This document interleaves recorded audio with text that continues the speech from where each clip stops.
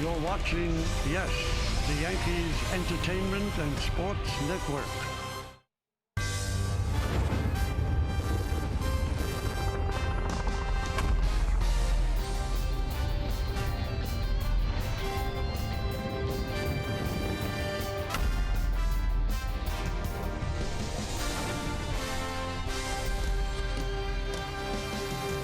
A week from today, it's Independence Day, so let's take a look at Independence Hall here in Philly. And as George Washington looks over things, we look over Citizens Bank Park, where tonight it is time for baseball, as the Yes Network presents New York Yankees baseball. It's the New York Yankees against the Philadelphia Phillies in the final game of a three-game set from Citizens Bank Park, Philadelphia, Pennsylvania. Hello, everybody, and welcome to Yankees baseball, along with David Cohn. I'm Michael Kay. Yankees won again last night, so they win another series, and a big part of it, right off the bat, was Aaron Hicks. Yeah, he can do it on both sides of the ball, and he's a good center fielder, and he's really starting to heat up. And talk about leading the game off the right way. A high and deep drive. Herrera can only watch it as it sails about 414 feet over the fence. That's all Luis Severino would need, and other than a nice play in center field as he shows his athleticism and jumping and snagging, and that shows you how valuable Hicks can be on both sides of the ball. I'll tell you what, this has been a one-sided series so far, David. The Yankees take the first two games, outscored the Phillies 10-2. They've out-hit them, and look at the ERA. A 1 ERA for the Yankees, and for the Phillies, 3.50. Speaking of pitching, let's take a look at tonight's pitching matchup, brought to you by People's United Bank. Zach Eflin's pitched well for the Phillies of late. He gets the start as they try to avoid a sweep. And Luis Cessa will get his first start of the year for the Yankees. And over time, he has shown glimpses of why people get excited about his stuff. Yeah, he came over with Chad Green in a kind of under the radar, really good Brian Cashman trade. Another one of those. The stuff is there, the mid-90s fastball, and also a good slider and changeup to go with it. It's always all about command with Cessa. But he's going to be needed. He's back in the circle. As Michael said, he's going to get his first start of the year tonight, and the Yankees really need that rotational depth, and he's going to get more than one look, in my opinion. All right, so they're going for the sweep tonight when we come back. Lineups, first pitch, baseball, Yankees and the Phillies next, right here on Yes.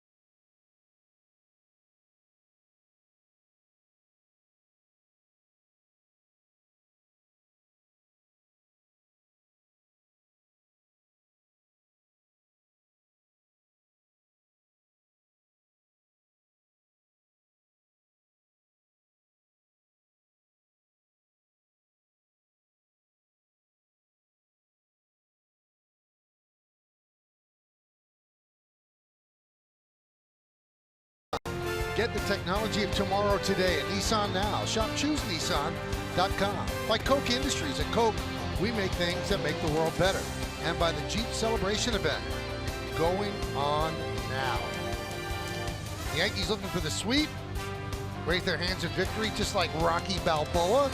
And Luis Cessa, tonight's Yankee starter, certainly immersed himself in all things Philly, Meredith Marakovitz. There is no doubt about it. He is a huge Rocky fan. He loves the series. And yesterday, he was busy in Philadelphia prior to the game, went to check out the art museum, the stairs that Rocky stood on, and the statue. Now, I asked him if he actually ran up the stairs, and he said, no, I wasn't about to do that. I might be starting for the first time tomorrow, so we wanted to make sure that he would be prepared and not get injured doing anything crazy, but he was able to take that picture. And you mentioned that this is in fact his first start. He will be on a pitch count, although Aaron Boone would not say exactly how many they will allow him to throw. In his rehab assignment, he did not throw more than 45 and 46 pitches, so probably a pretty low number for him tonight. All right, thank you, Meredith. We'll take a look at the Yankees starting lineup that will face Zach Eflin. Starting lineup brought to you by Lexus. A little bit different. There's no Judge and there's no Bird. Brett Gardner in left field leads off.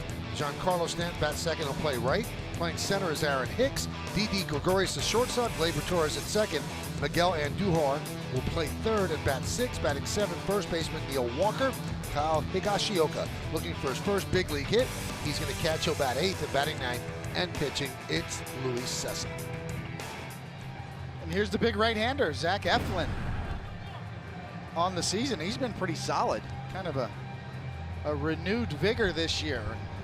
Trying to establish himself in the rotation. And let's tell you a little bit more in our pitcher scouting report brought to you by your Tri-Honda dealers. And new tires. It was really last year where he got surgery on both of his knees, patellar tendon surgery, and it's taken him almost a full year to get to strengthen his legs, and it's really paid off.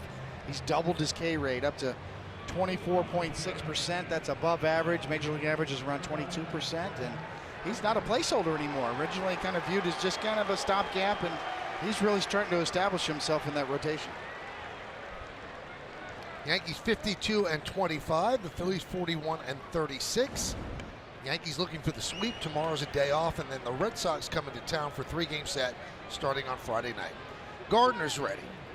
Eflin is ready, and let's do it here in Philly. First pitch is a strike. We're underway. Doug Eddings is the home plate umpire. Marty Foster at first. Crew chief Joe West at second. Mark Ripperger is over at third. And according to statistics, I'm sure both of the pitchers know this, Doug Eddings is the most pitcher-friendly umpire in the league, according to all the stats. He likes to raise his right arm, definitely. The 0-2. 1-2.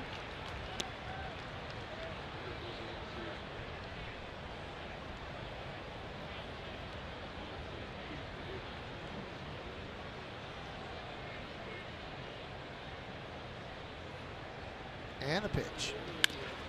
Up the middle. Grabbed there by Kingery. And it gets Gardner for the first out. Why don't we take a look at the Phillies defense, which is presented by Geico. You've got Hoskins in left, Herrera in center, and Aaron Altair is over in right. In the infield, it's Franco, Kingery, Hernandez, and Santana. That's third to first. Alfaro is behind the plate, and Eflin is on the mound.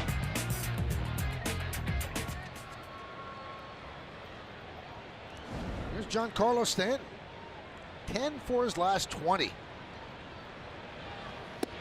And a strike from Eflin.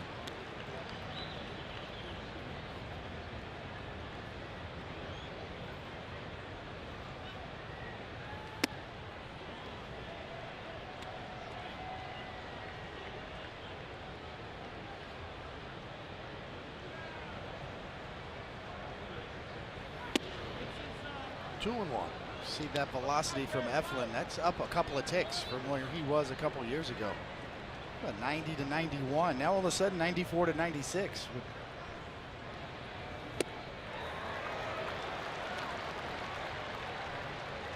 Looks like a different pitcher, you know, and dropping and driving, using his lower half much more.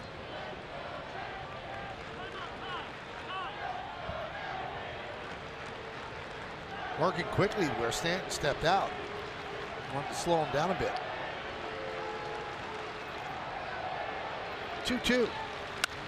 High fly ball. Deep right center. Herrera back on the track. Turning, looking, and it's caught by Altair. Right on the warning track in front of the wall. So Stanton gave it a ride, and Altair made the play. Well, you impressed me here, Michael. You showed great patience, because I thought for sure that was at the second deck. You just expected, well, both with him and Judge. It sounded good. It is high, it is far. It is caught. So loud out, 2 away. I think that Stan thought it was out too, just by the look of his face. Hicks fouls it away.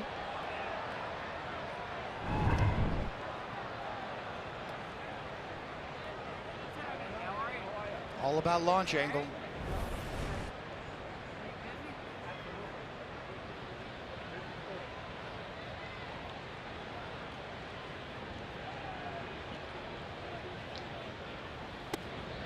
Oh, and 2.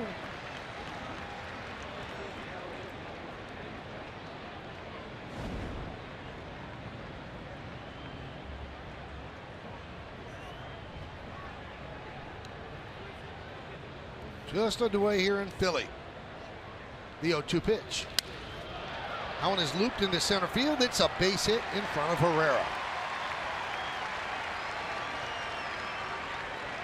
So a 2-out single for Hicks. That'll bring up Gregorius. Let's take a look now at the game time weather presented by Bigelow Tea. 73 degrees is the temperature, humidity 71%, wind is 10 miles per hour, and there's a chance of showers in the forecast.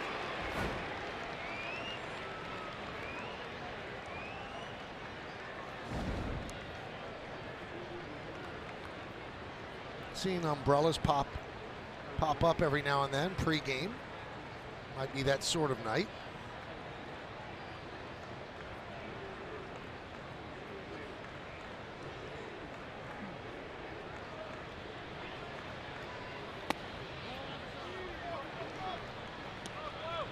Well, Gregorius has certainly earned his stripes again. He's batting third, he's batting fourth. Remember, Boone had dropped him in the lineup when he was in the middle of that 4-for-70 slide.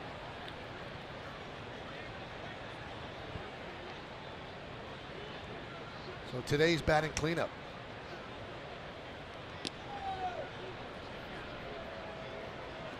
Didi's definitely getting better pitches to hit. Paul O'Neill talks about it. Even when you go through a slump as a hitter, even though you think you're doing everything the same way, you tend to get overly aggressive. You start chasing more pitches. Human nature. Didi looks back to controlling the zone again. 1-1. Well, he had a great April. He was a player of the month in the American League with those numbers. Then in May, wow, 151, a home run and 5 ribbies, a full month where he just couldn't do it. But back up in June and back up in the lineup thanks to those numbers and that man.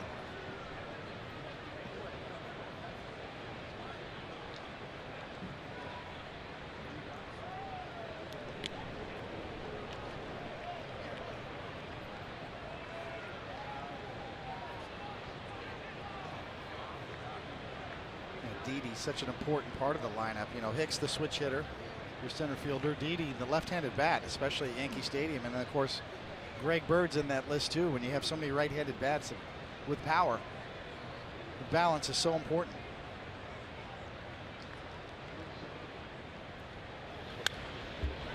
1-2.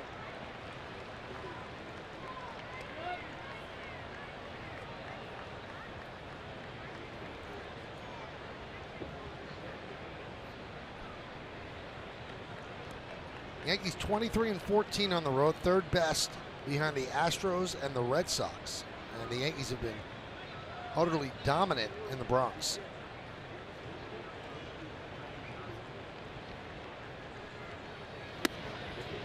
And usually the formula for making the playoffs is play about 500 on the road and then win a lot of your games at home. But the Yankees are bettering that. So are the Astros and the Red Sox. Astros had another walk-off win today. 7-6 over Toronto. A Bregman home run.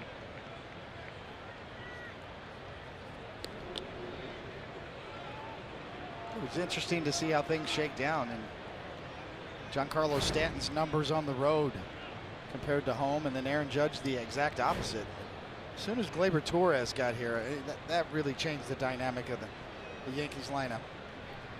Can't say enough about him and Andujar as well.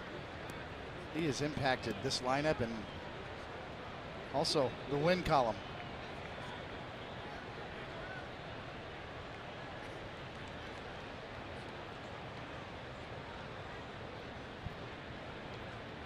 Still 2-2.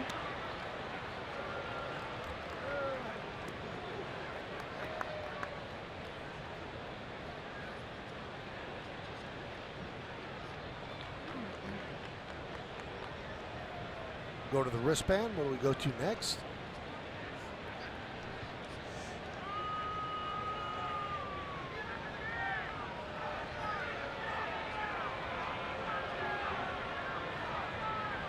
Swing and a miss. He waves at the pitch outside the strike zone to end the inning.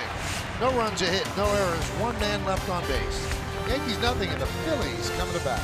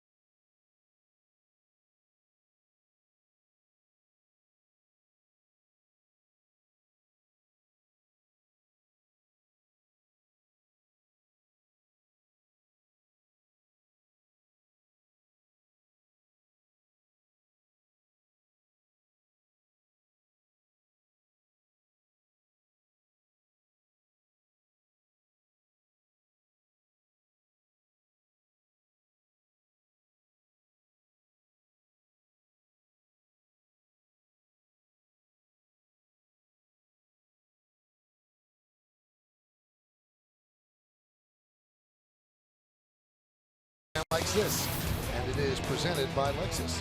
Cesar Hernandez, second baseman, leads off. Batting second, the left fielder Reese Hoskins. Odubel Herrera is in center field. He'll hit third. Cleaning up first baseman Carlos Santana. Aaron Altair in right field is going to bat fifth. Batting sixth, the shortstop Scott Kingery. Michael Franco, third baseman, bat seventh. Batting eighth, the catcher Jorge Alfaro. Zach Eflin will pitch. He's going to bat ninth, .222 average, so not an automatic out. Luis Cessa's ready to go. The warm-ups are done. The injury was almost 2 months, the oblique that kept him out. He is back on a pitch count tonight. And this pitcher scouting report brought to you by your Tri-Honda dealers and the Circle line. You know, he was at the head of that line coming out of spring training as far as rotational depth, and obviously the injury derailed him. Reverse splits, he's better against lefties than righties, mainly because of that changeup. And kind of the piggyback option, you know, looking forward, Michael, into the second half. Domingo Germán might need to be protected, possibly in an innings limit. You know, some of these young pitchers, when you think about it, Johnny Lasagna is going to need probably a little help too as far as innings limits. So Cessa is really a piggyback option moving forward.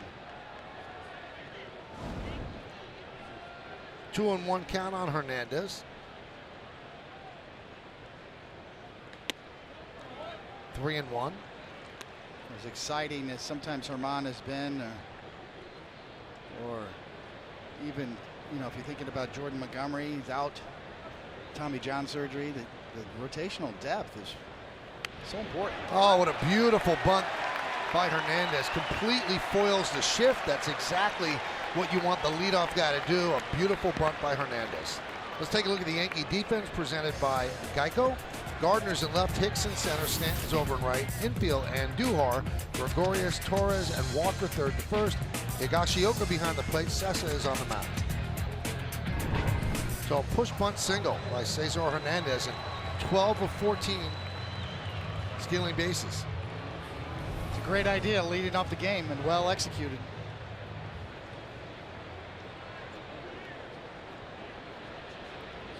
Has not been a great series so far for Reese Hoskins. 0 for 9 in the first 2 games. Argument with an umpire, argument with a fan, has not gone well.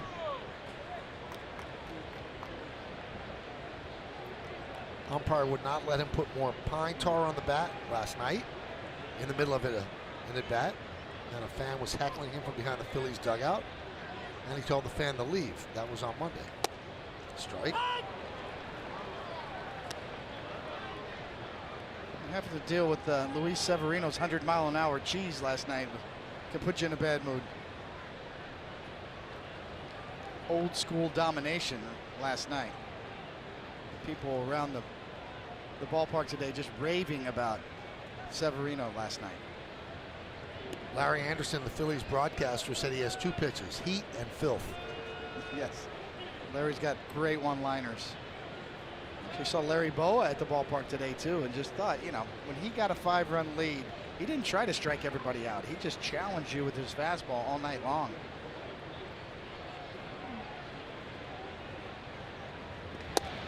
Good pitch on the outside corner, 1-2.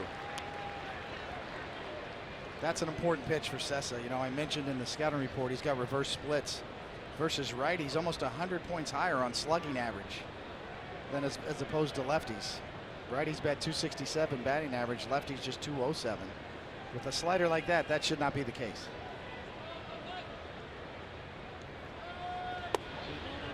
Two and two. It's kind of the last piece of the puzzle. Sessa's got good stuff. You mentioned, Michael, that he's shown glimpses, but it's been confounding at times as to his command or why he struggled against right-handed batters.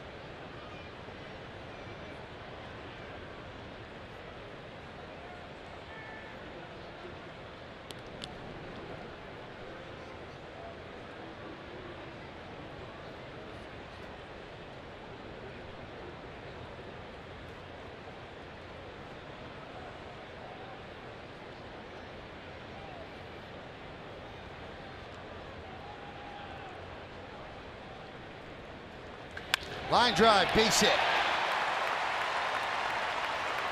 Gardner will get the ball in. A bunt and a hard single. First and second, nobody out. The Phils. Well, Hoskins can hit a fastball, especially one on the plate.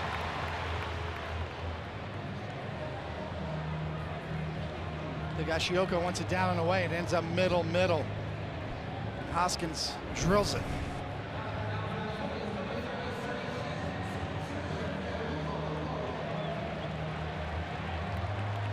And here is Odubel Herrera.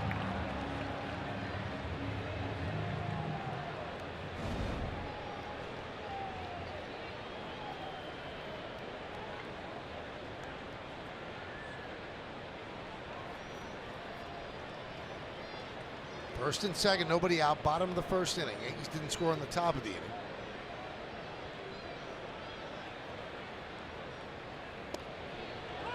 Breaking ball strike, back door, 0-1. Cool name, cool stance, funky style, Odubel. Used to have fun with Odabe McDowell. That was another leadoff hitter, similar style. Odabe and Odubel.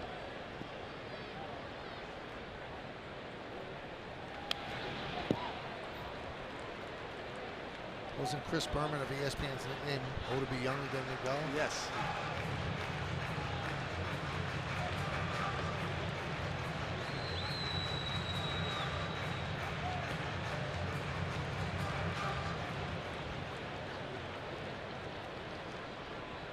Nice job on the end of the dreads and then the beard.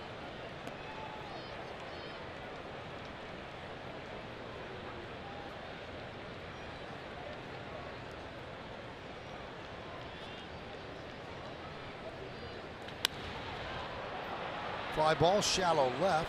Gardner's there. One away. And that'll bring up Carlos Santana. And now it's time for the G. Pitter scouting report. You know, change your evil ways. You know, in his first 45 games here with the Phillies, he had a 186 batting average and only a 313 on base percentage. That's a strength. In his last 32, though, he's turned it completely around.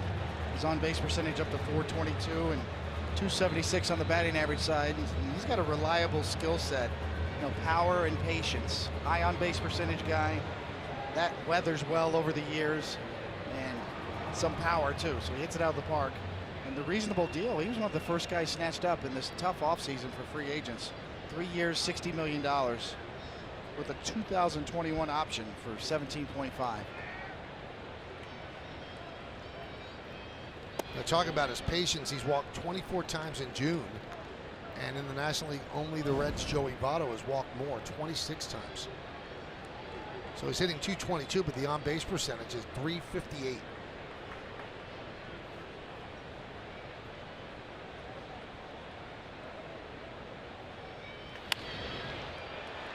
That's a skill set, as I said, that weathers well as it gets older. A lot of front offices, or the buzz term is, you know, decline. The older years, they look for decline, and players that get older, well, a good eye and being able to walk does not decline with age.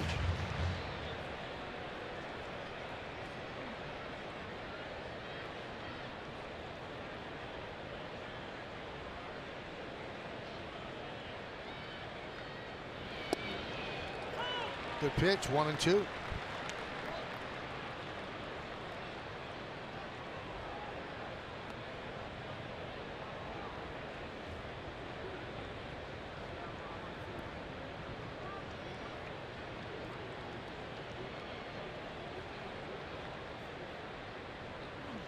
Deep in the box, far from the plate.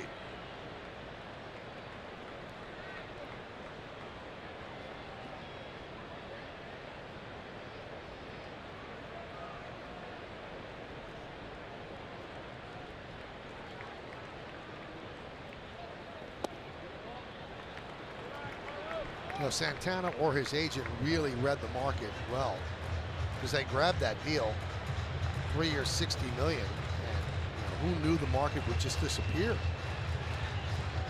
So a smart play by him.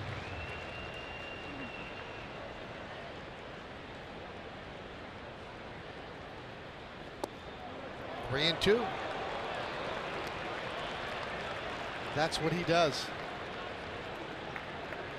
Pretty good pitch there, a changeup from Sessa, and good recognition from Santana. Actually has more walks than strikeouts this year, one of only 7 players in the big leagues to have those numbers.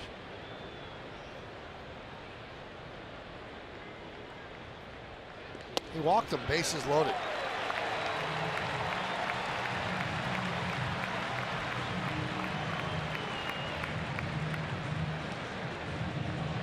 Well, whatever happens in this inning, they're chewing up a lot of Sessa's pitches. Next pitch will be his 20th, and you know, our best guess is about 75. Tomorrow's an off day, so it gives Boone some leeway to use his bullpen. Here's Aaron Altair. Yankees back looking for the double play. Altair 10th in the National League with runners in scoring position. A .340 hitter, 16 for 42.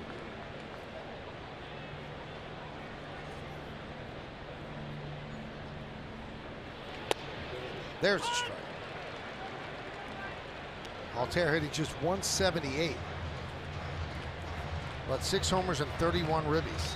Hernandez at third, Hoskins at second, Santana is at first.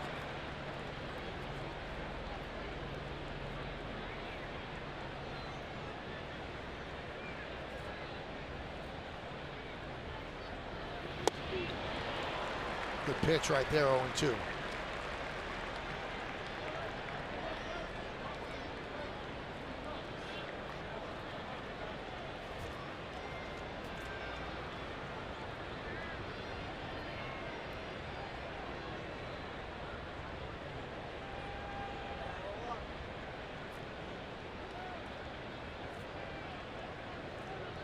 And the pitch. Lays off of that pitch, 1-2.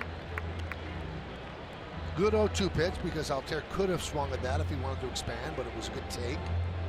It was a waste pitch. It wasn't a wasted pitch. Tend to work slower with men on base, but very deliberate pace from Sessa right here.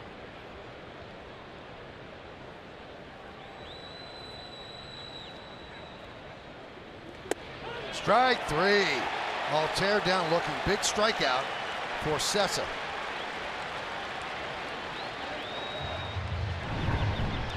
Altair just does not pick up this slider. Maybe reads it high, kind of buckles a little bit, but it's right down the middle.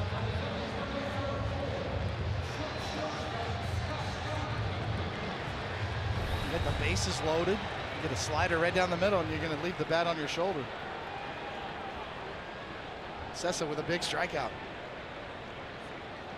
Wish all the Yankee pitchers would watch how fast Severino works and how aggressive he is on the mound and see how that pays off. body language on the mound is so important. Pitch to Kingery is a strike.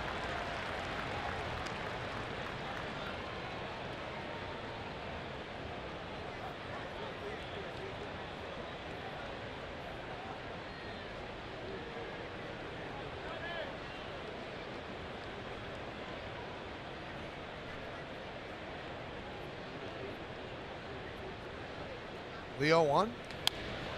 0-2.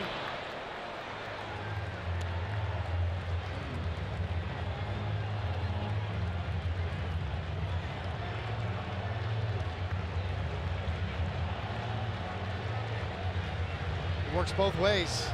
A potential huge lift for the Yankee side to get out of this, and very deflating on the Philly side to not capitalize.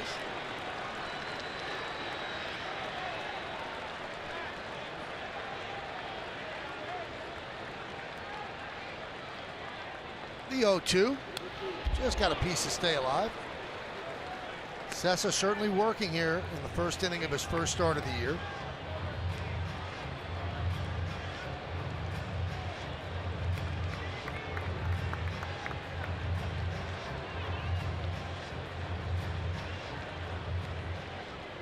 You know, sometimes it's not always the pitcher. Sometimes the batter needs to get in the box too. Kingery taking a long time trying to slow down the process as well. It's unfair to call it a pitcher's clock, Mike. It'd be a hitter's clock too. Swing and a miss. Big job by Sessa with the bases loaded, 1 out. Strikes out Altair, strikes out Kingery, and the Phillies leave the bases loaded.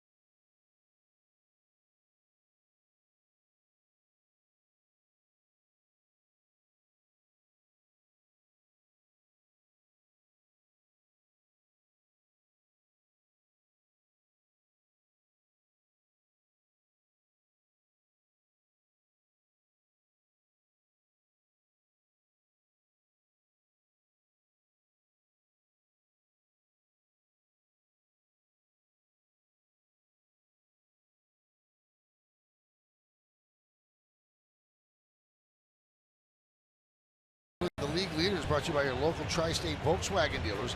This is the rookie RBI leaders. Gleyber Torres is tied with Brian Anderson in Miami with 38, but look at the difference in the at-bats. Anderson's been there since the beginning. Then you've got Christian Villanueva and Miguel Andujar.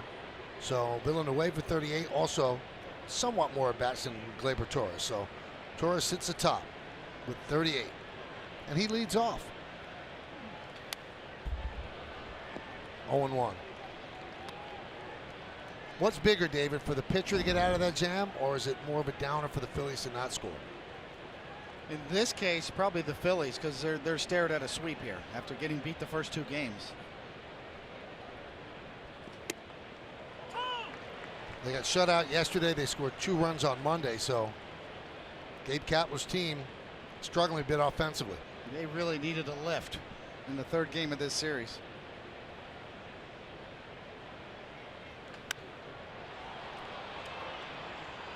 Fly ball right field. Altair makes the play. 1 away.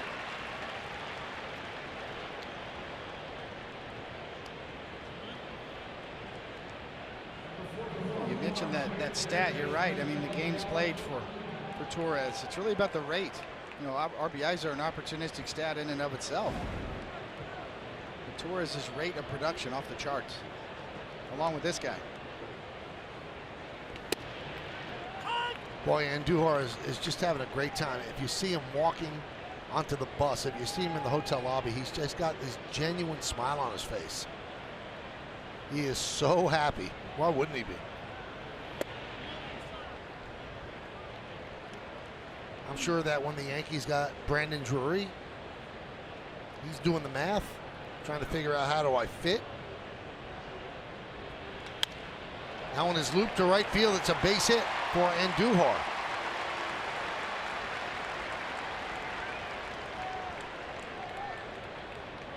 And speaking of Drury, he got selected to the AAA All-Star team, and I'm sure for him that's somewhat of a hollow accomplishment. One thing Andujar does well is go down and get pitches out of the strike zone and still get good wood. He can hit bad balls. Just great contact skills.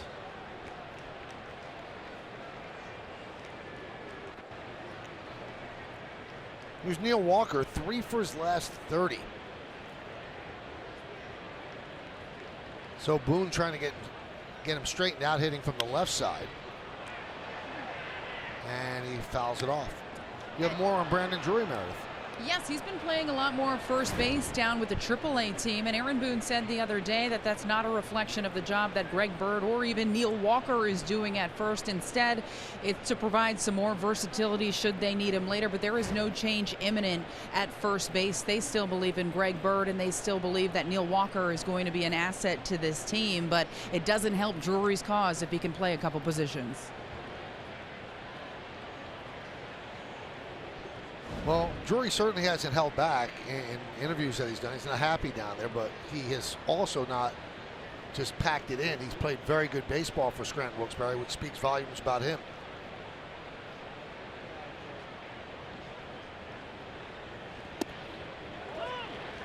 Oh, 2. More importantly with Drury is that he's healthy again after a lot of uncertainty with the blurred vision and the migraines that he suffered, and really for the first time kind of confessing that he's suffered that for a long time and didn't really speak up about it. So if that's getting cleared up and getting better, or has been, then that's the most important thing for Brandon Drury. Swing and a miss. Walker down on strikes.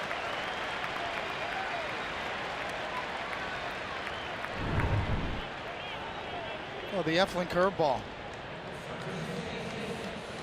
Perfectly executed. That was a good one. And that's going to bring up Kyle Higashioka. This Eflin guy's got good curveball, Michael.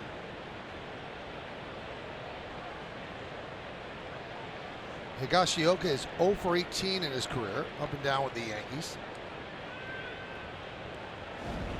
Last Yankee to debut 0 for 18 was Dave Bergman from 75 to 77. Last 0 for 19 to begin a career for a Yankee was pitcher Hal Reniff. From 61 to 64, he started 0 for 25.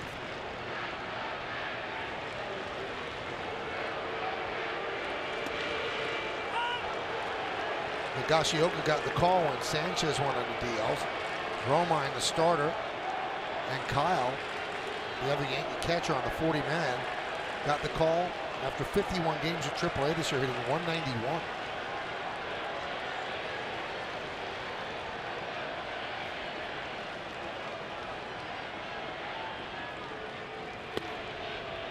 And before people get down on Higashioka, remember one thing. I believe that Romine was designated for assignment 3 times in a year. Sometimes it takes a while. So he's going to get some action the month that Sanchez is out. You see what Boone's trying to do here, get him a start here, and this way Romine has 2 straight days off before the weekend against the Red Sox. And he's also caught Sessa.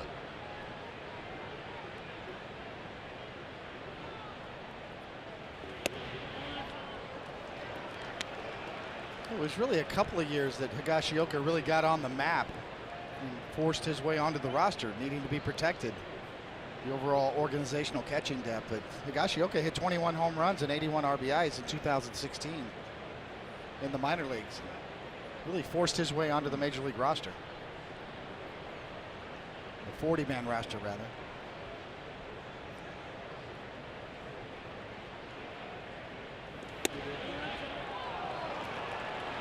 At one point, the Yankees had incredible catching depth throughout the system, but Brian Cashman slowly dealt those guys.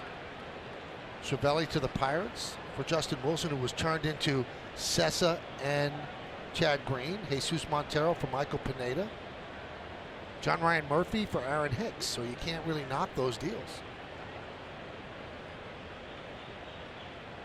And Murphy just this year is starting to hit with the Diamondbacks. Yeah, it's a nice comeback for John Ryan Murphy this year. Just couldn't do it for Minnesota, who made the trade that sent Hicks to the Yanks.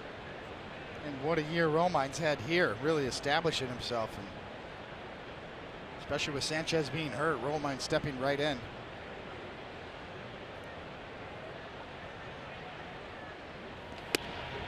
And a walk to Higashioka. First and second, 2 men out. That'll bring up Sessa.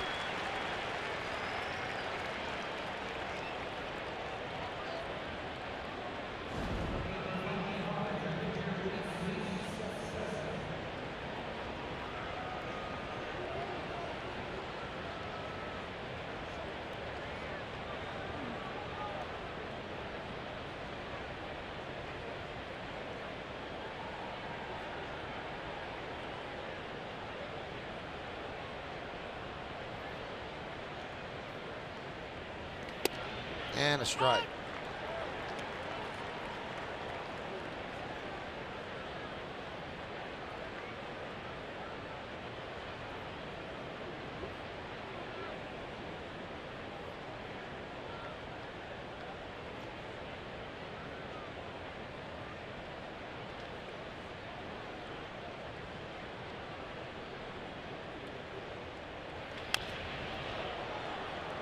A strong hack there, 0-2.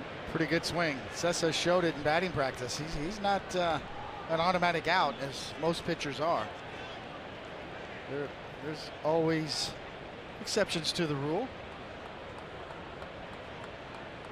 But Sessa, I think, was a converted pitcher. I think he was a hitter at one point. Swing and a miss. He goes down on strikes as Eflin works out of trouble. No runs a hit. 2 men left. We go to the bottom of the second. Nothing on yes.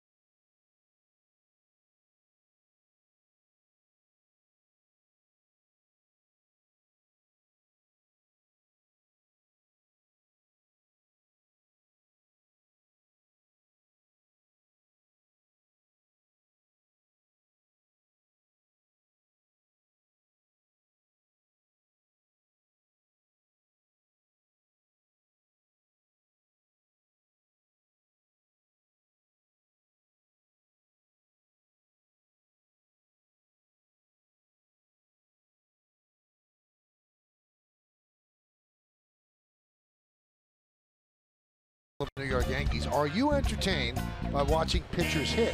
Why or why not? One of our response, it can be fun to watch, especially the dugout reactions, but the entertainment value doesn't outweigh the fear of them getting hurt. Universal DH needs to happen ASAP. Follow Yes Network and tweet us your responses using hashtag Yankees Camry Hybrid to keep the conversation going. Did this entertain you? Good swing.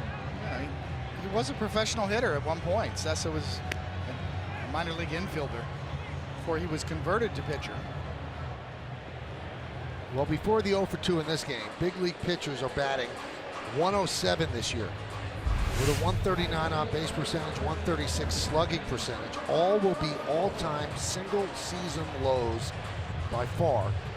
And Yankee pitchers so far in interleague play 0 for 16, 10 strikeouts, and 1 walk by Domingo Germán.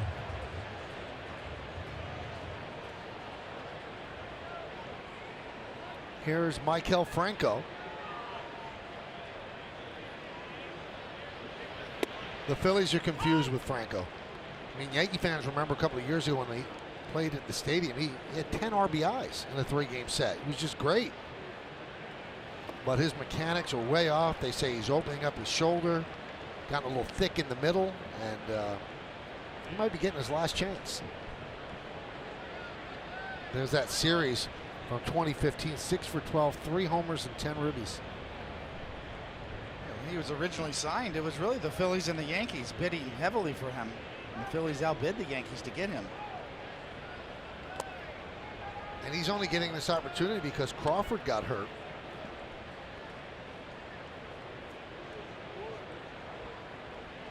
J.P. Crawford.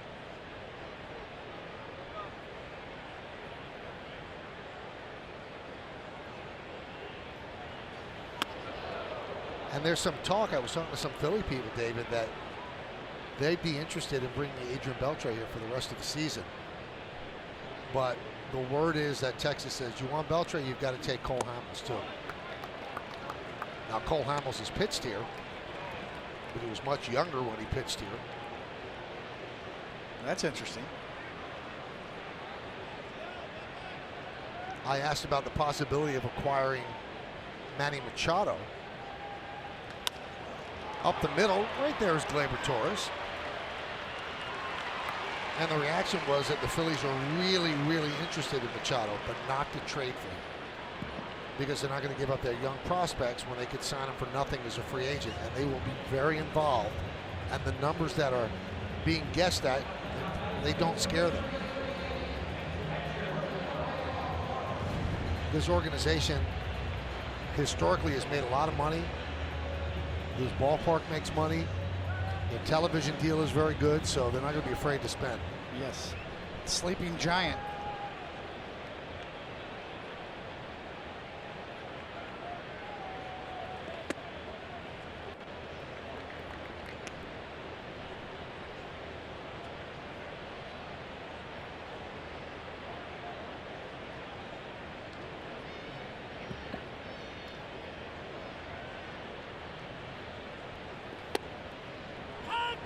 One and one. They kind of think they need another reliever, maybe another pitcher, but they definitely need another hitter. They're not sure about making the run this year. They'd like to. They are ahead of schedule. They're almost like this year's version of last year's Yankees. So the run is in them, whether or not they'll go for it. 1 and 2. Especially with the National League East division wide open. Even though Washington and the Nationals are starting to assert themselves and play up to their capabilities, they have by no means separated themselves from anybody else, and the upstart Braves are right there.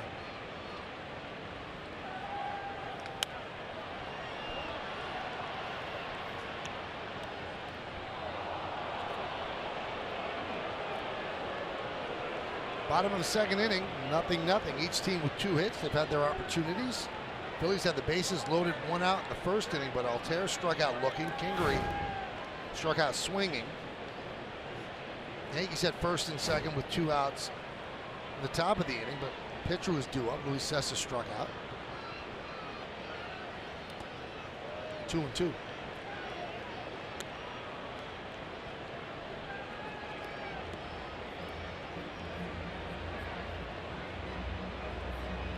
the first inning in the pitch count, as you see pitch number 39 on the way. I mean, it makes it easier to swallow, even though it's going to shorten his night, that he got out of that bases loaded jam, obviously. Trade 30 pitches for a Houdini job with the bases loaded. Chop over the middle and through for a base hit. Alfaro with a 1-out single.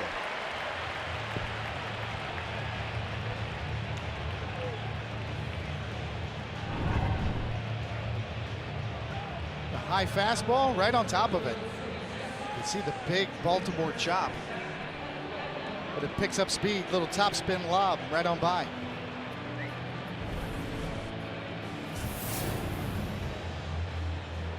Somewhat of a normal defensive positioning there from the Yankees. It's been a while since we've seen a ground ball up the middle go through. Here's Eflin. Squaring to bunt. And he bunts in front of the plate. Higashioka takes the out at first. He throws to Torres, so it's a sacrifice 2-4 as Alfaro moves to second.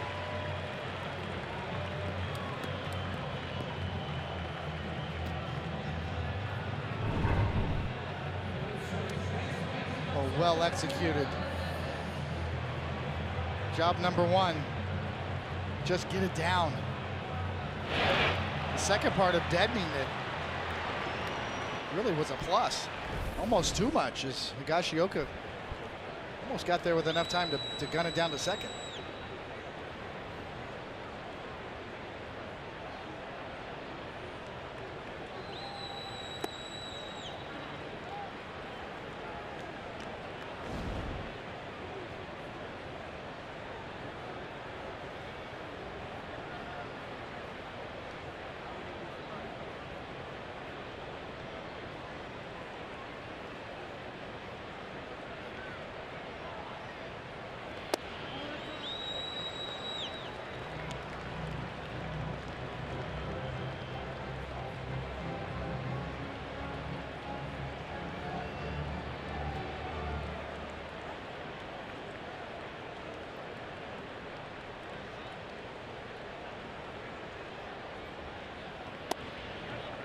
Three-0 on Hernandez.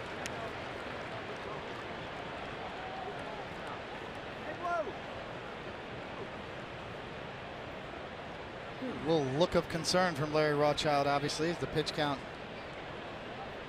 is way too high for this point in the game.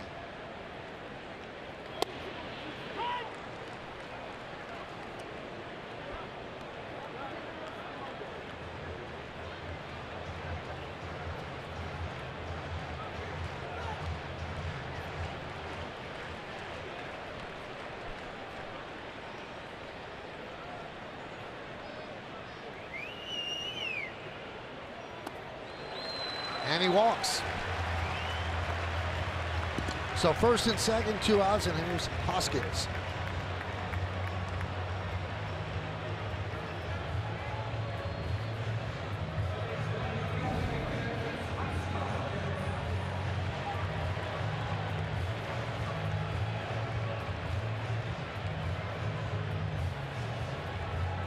Hoskins single to left in the first. So once again, Sessa in trouble, and the pitch count continues to climb.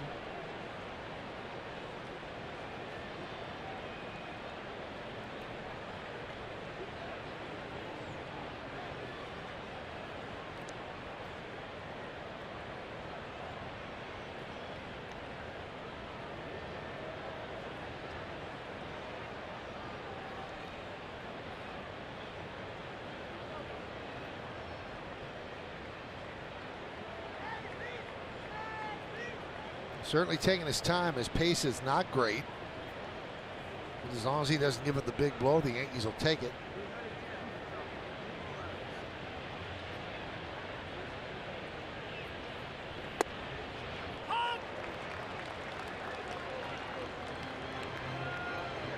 Sessa, you know, at times, Michael, and you mentioned it in the pregame, you know, tantalizing stuff, glimpses.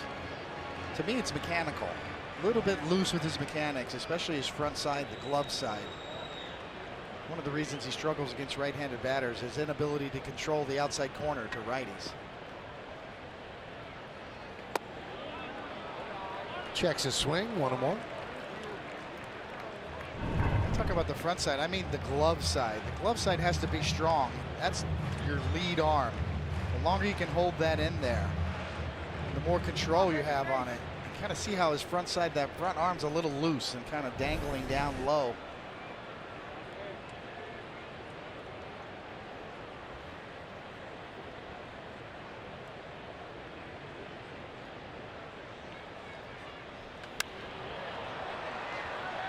Fouled away and out of play. You know what that leads to, Michael, is that fastball right there that drifts. You're trying to throw it away. It drifts over the middle a lot with Sessa. That's why he has struggled against right-handed batters more than lefties. It's almost like he's got 3 pitches against lefties. He's got his changeup he brings into the mix. He doesn't really throw his changeup to right-handed batters. He's a 2-pitch pitcher to right-handed batters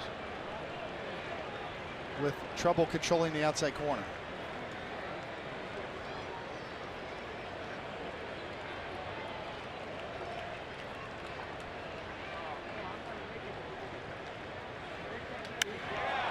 Fly ball, right field and deep, going back Stanton on the track at the wall, leaps. See ya, home run for Hoskins. A 3-run blast, it's 3-0 Phils.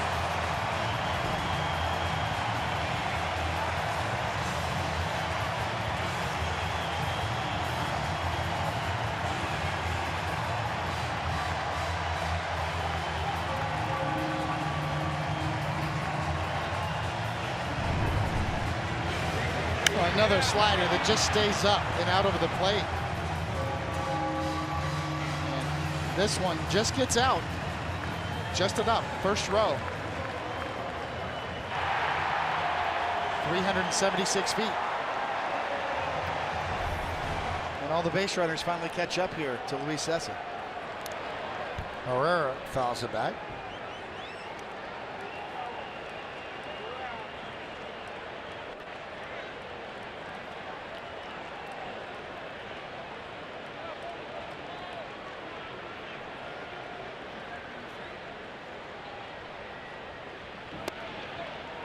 Oh, 2.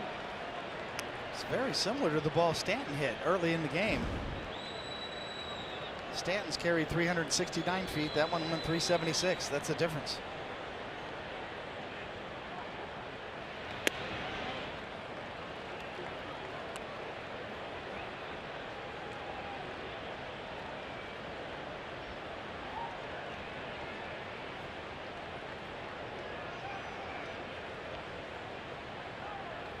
Do you buy into the notion that you can't throw changeups to a like-sided hitter?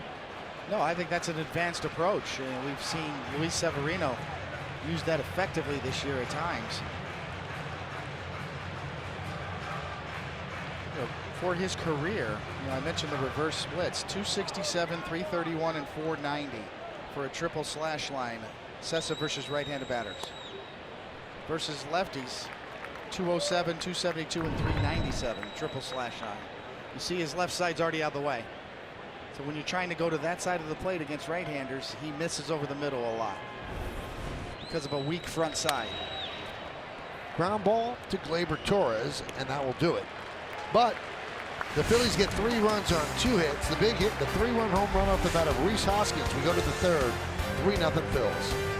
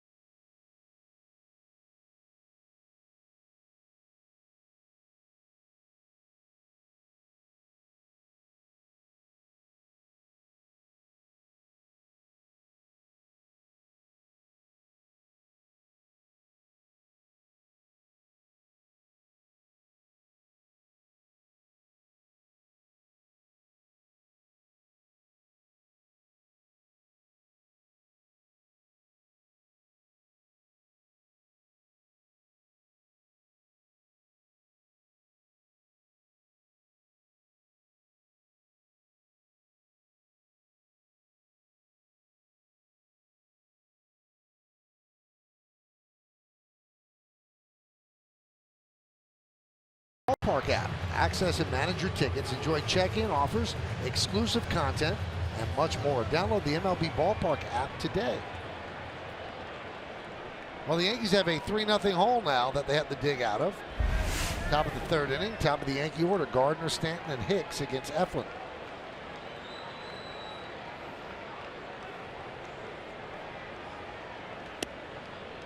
Eflin's 24 years old, a former first-round draft pick in 2012 by San Diego out of Haggerty High School in Oviedo, Florida. Then he was traded from the Padres to the Dodgers. And then from the Dodgers to the Phillies in the Jimmy Rollins deal. Made his debut with the Phillies last year. Well, in 2016, this is his third MLB season. And David told you about the knee surgery in 2016.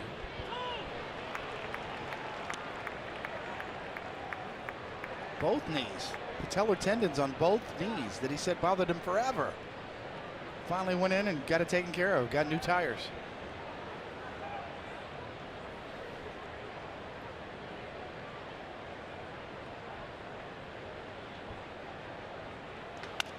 Ground ball first base. Santana, one away.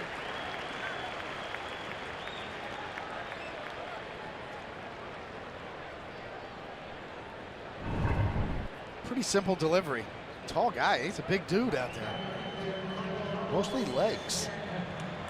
He's definitely using his legs much more. You see his stride's a little bit longer than it was last year. He's getting better extension, which explains why he's throwing harder now. Here's Stanton. 0-1. Stanton hit one hard to right center for a moment as if it would go out, but Aaron Altherr caught it on the warning track near the wall. That one is ripped into right field. Altherr's right there. Two-way.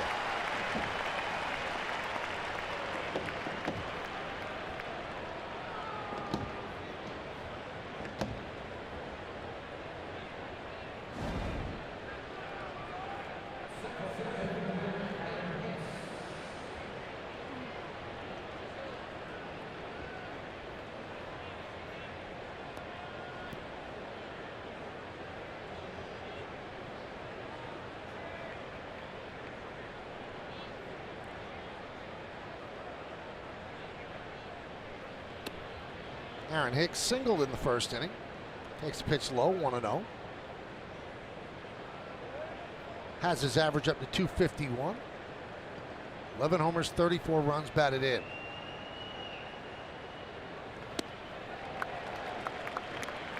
One and one. When you profile players from a positional standpoint, you go around, okay, the offensive numbers for a second baseman. Well, for center fielders, especially one that's a good defender like Hicks is, those numbers are really good. Up in the top 5 of all center fielders in the American League. Offensively speaking, OPS 810, 11 homers. That's pretty nice numbers for a center fielder that plays good defense. The Yankees outfield collectively the best in baseball. An outfield WAR of 8.7. More than any other team.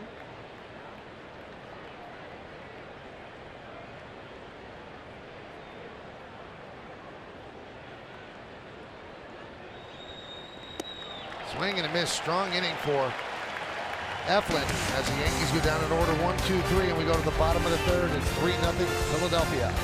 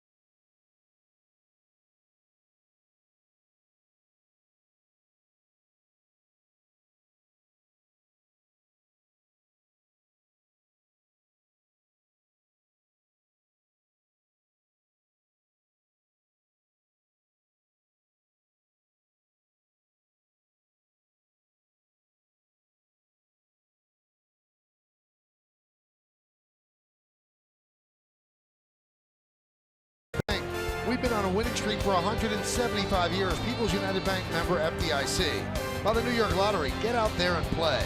And by your Tri-Honda dealers. Hurry to your local Tri-Honda dealer for great deals on all models.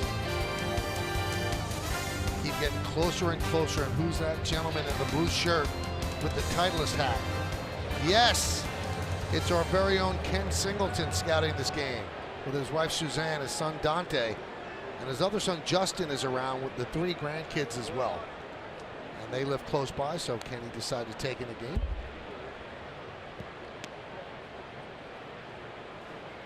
See that hat right there, that Titleist hat? That's the reason I think he wants to go. He wants to stop working for Yes. Let's go play more of that other game, golf. You're still working on him though, aren't you, Michael? Every day. Starting to annoy him.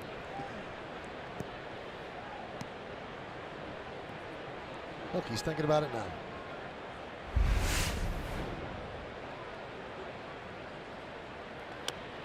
Because from what I've heard, David, I mean, you could clarify things. It actually takes money to golf. You can't do it for free. This is true. It's not cheap.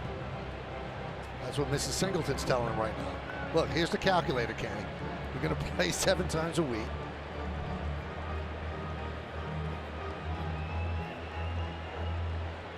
Yeah, but my handicap's down to 6. So's your bank account. Here's the 0-2.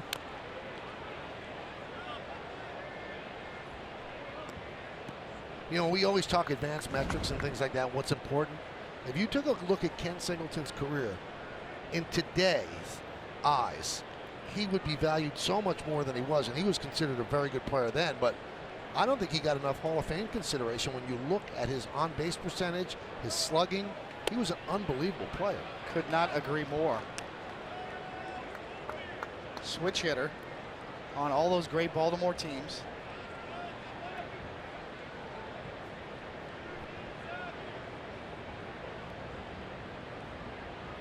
And the one World Series title he has, he won in Philadelphia against the Phillies in '83. Played 15 seasons, Mets, Expos, and O's. 3-time All-Star, world champion in '83.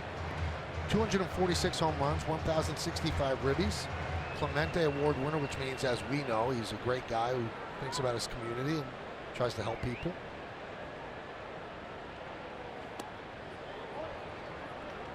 So if our producer Bill Bolin could get him a tape of us talking nice about him, that's our next step to get him to come back.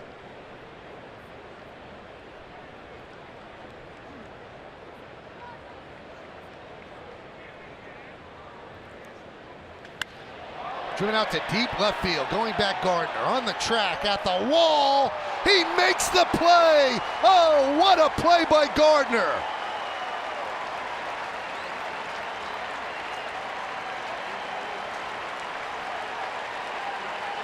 Wow.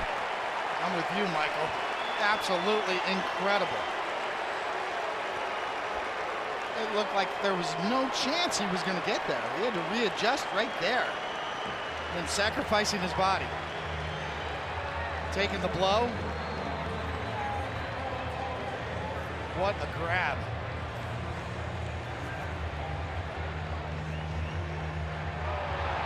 Been there for years.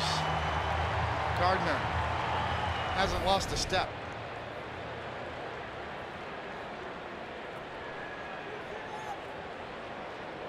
Altair takes inside.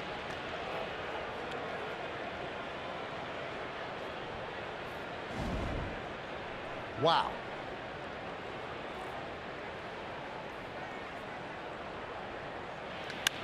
That one is driven out to right field and deep. Going back is Stanton on the run at the track. He makes the play. A couple of defensive gems by the Yankees for the first 2 outs of the inning.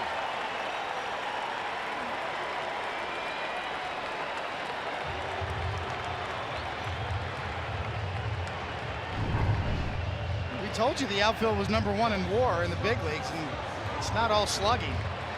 Some good athletes out there running these kinds of shots down. And Giancarlo Stanton has also shown us that he is an excellent athlete with above average speed, and this is a very rangy play. High degree of difficulty on both of those. Well, now it's Hicks's turn as Kingery comes up. 1-0. Outfield war, as we mentioned, 8.7. Red Sox next. Then Milwaukee, the Cubs, and the Astros tied 5.8. That includes offense, defense, and base running in one metric.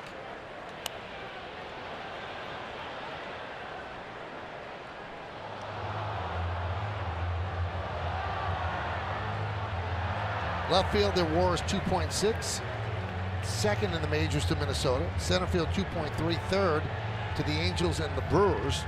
Right field is second, 3.8 to Boston.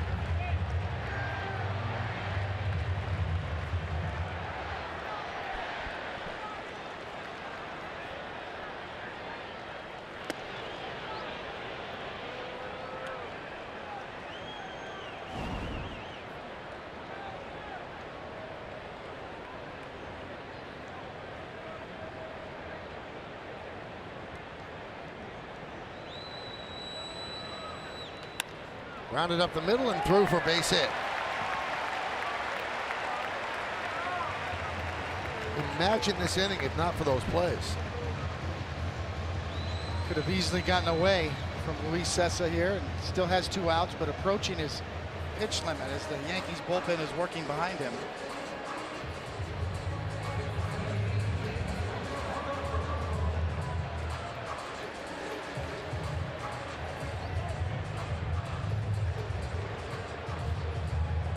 Throwing 70 pitches in 3 innings, you're working. Here's Maikel Franco. Grounded to short in the second.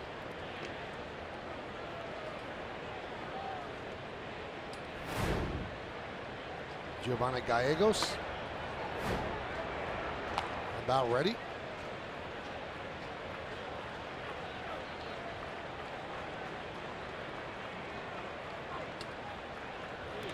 That one gets away from Higashioka and goes into the Yankee dugout.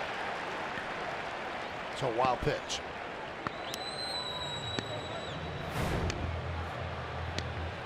So I mentioned to you, I think before, Michael, and certainly in one of the last couple of games, and you start seeing pitches like this, you start to wonder about fatigue. That's in front of home plate.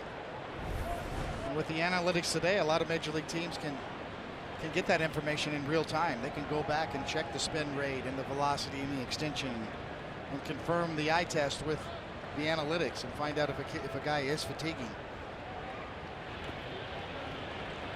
2-0.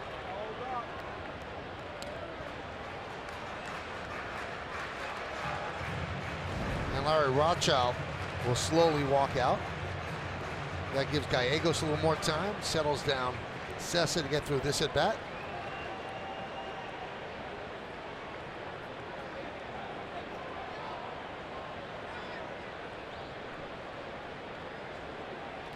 This copyrighted telecast presented by authority of the New York Yankees may not be reproduced or retransmitted in any form, and the accounts and descriptions of this game may not be disseminated without the express written consent of the New York Yankees.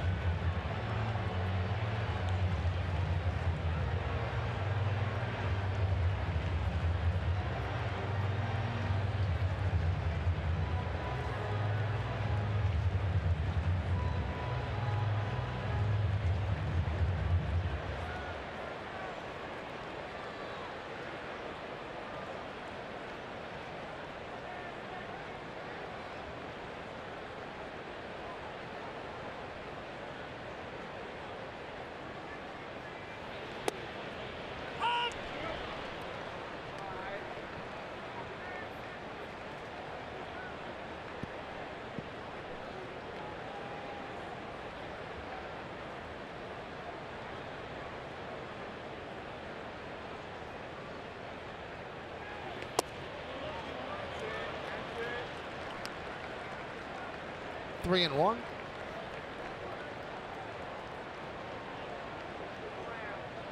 Pretty safe bet that this is Cessa's last batter, one way or another.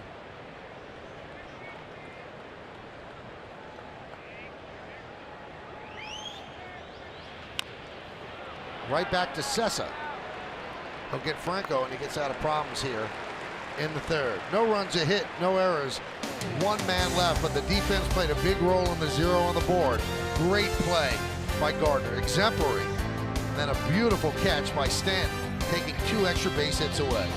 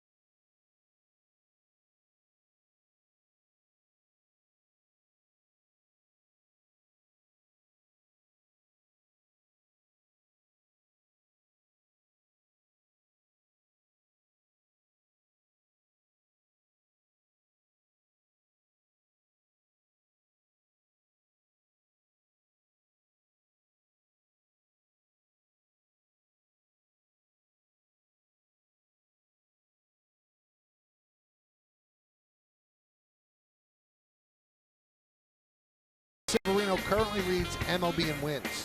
He was the last Yankee to lead the major leagues in wins. See the gentleman in the blue Yankee pullover? Sitting next to the young child with the glasses? That is Chris Carino, the radio voice of the Brooklyn Nets. Also does some TV for Yes as well. And if you've never heard Chris Carino call a game on the radio, he's not good. He's great. Does an unbelievable job. Great pipes. You know exactly where the ball is. And just a real good announcer. By the way, David, another Fordham grad. You guys are everywhere. Leadoff single for Gregorius. I didn't really realize it until I got in this business, how influential Fordham is within this industry. Outing scoreboard, 3-0 Phillies over the Yanks.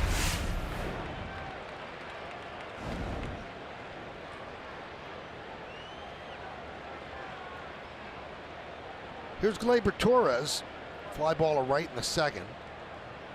Batting in the 5-hole tonight.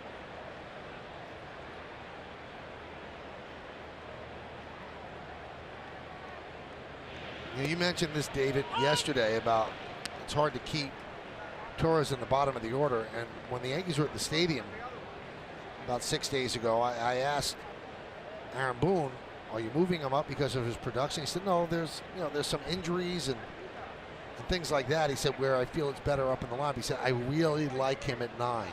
Obviously, here in the National League City, the pitcher hitting, and you don't have Sanchez. But I think he would still prefer to have him at 9 because it lends a lot to the circular nature of the order." It's really paid off. The bottom of the order being so lethal just grinds up pitching staffs. Now the flip side is you're going to get more at bats as the 5th hitter than you will the 9th over the course of a season. That's why the best hitters usually bat 2nd now. For that very reason, you might get 40 or 50 more at bats. 0-2 on Torres. Yeah, that was one of the things that Bill James, kind of the godfather of sabermetrics, pointed out, and he almost came around and said, "You don't need to obsess over the lineup. You just want your best hitters towards the top, getting more at bats."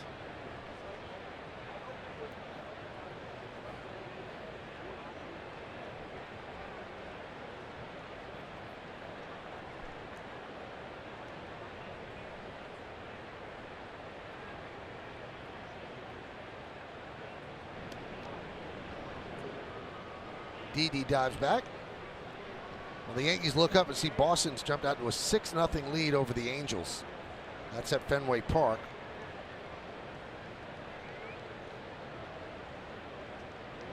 And J.D. Martinez hit his 25th home run of the year. And that is the most in Red Sox history through the month of June. As Gleyber Torres swings and misses. Well, they are not going away. Think about the Yankees at this point in the season. I mean, in 1998, we had a little bit better record than that, but we had about an 8 or 9 game lead, too. I mean, we were playing against ourselves in 1998. This is a whole different race, setting up for some real showdown matchups later in the season. And it starts again on Friday night at the stadium. Yankees and Red Sox this year has the look of affirmed and Alydar. All 3 races, first and second, and no one remembers the third horse. That's a great point. And just remember, the season ends at Fenway with 3 games between the Yankees and the Red Sox.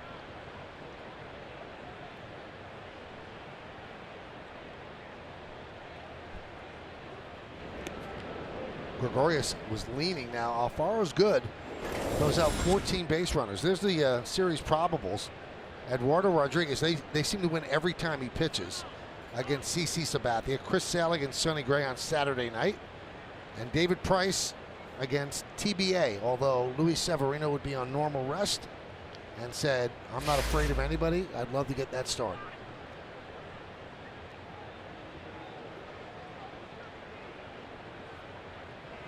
It would be Herman or Severino, and they will make that decision soon. High fly ball. Center field. Herrera puts it away to retire Andujar. 2 outs.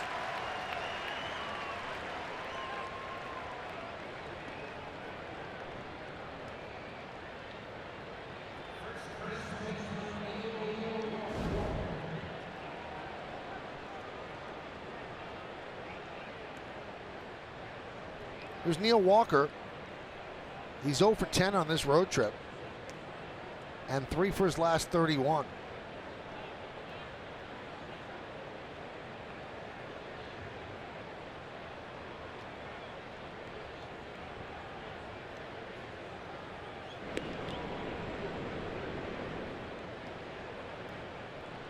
Another big crowd on hand here at Citizens Bank Park. David Lennon of Newsday did some research and said that Monday and Tuesday were the only sellouts the Phillies have had non-opening day since 2014. There's a strike. Whole sports complex at this part of Philadelphia. You've got the Link, home of the Eagles, and you have Wells Fargo, which is the home of the Sixers, and the Flyers, and the Philadelphia Soul. Yeah, one-stop shop.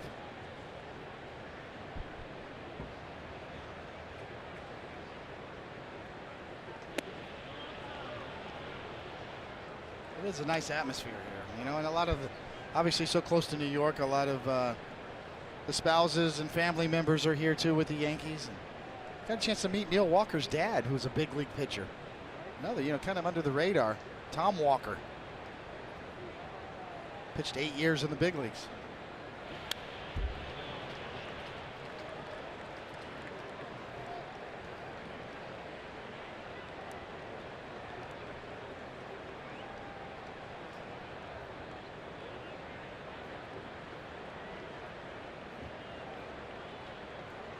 Pittsburgh Pirates did Tom Walker play for. Roberto Clemente, good friends with him. Tom Walker was supposed to be in that plane that Christmas Eve, and Roberto Clemente said, you know what, you should stay with your family. It's an incredible story. It was help loading the plane to go to Nicaragua. Relief supplies. 2-2. Oh, what a play by Santana. When you are struggling, as Neil Walker frustratingly just spins the bat back toward the Yankee dugout. No runs a hit, no errors, and one man left on base. A bullet, and Santana makes the play to end the inning.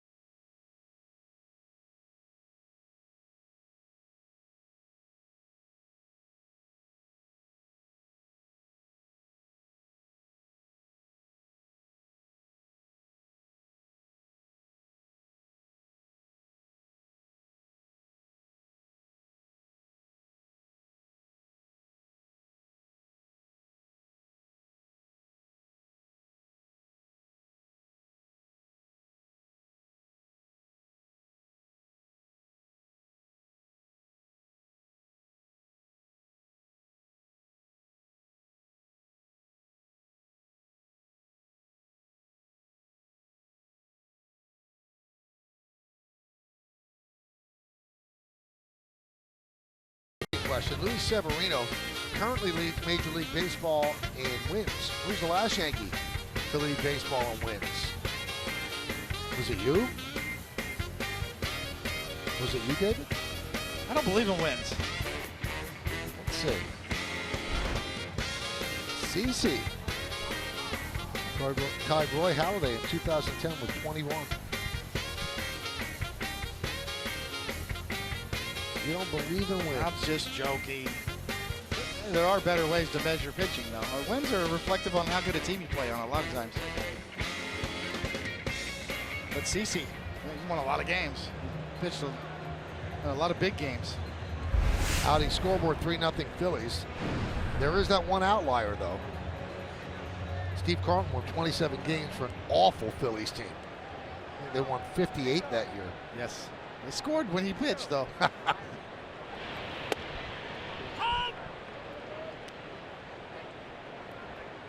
It's the old Burr Bly-Levin line. It's not how you pitch, it's what day you pitch on.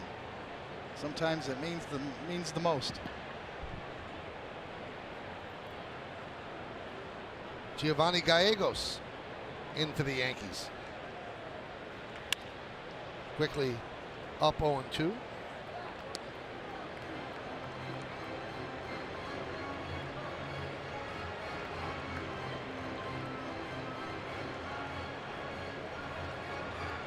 Now, Gallegos is due up second. You would think they want to get a couple of innings out of him, and they did not double switch with Neil Walker.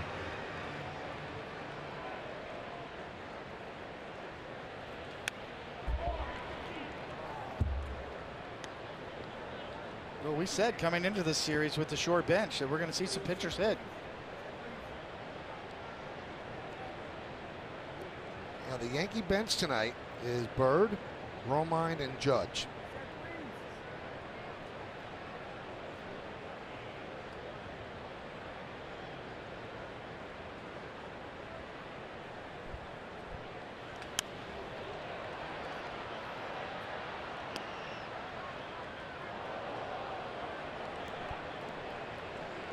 One thing, if it were up to me, you know, I would have Larry Rothschild. If I'm Aaron Boone, I would have my pitchers playing pepper every day. I mean, the goal is to go to the World Series. So you want pitchers to be able to just handle the bat a little bit. Now, if you don't want them taking BP every day because of potential injuries, that's fine. Alfaro down on strikes. But why not a little pepper game? You know, it's a little half swing drill with all the pitchers. I'd have them doing that a lot. If Betances could have done that the other night, they would have got the 5th run. A little pepper game, little butcher boy half bunt with men on second and third and 1 out. It seems, David, like Pepper's almost been taken out of the game. Even everyday players don't play it. Used to always see players doing it. I think it'd be a great thing for American pitchers to do, American League pitchers to do. Just to have a little contact, choke up on the bat. If you've ever played Pepper, you know what I'm talking about.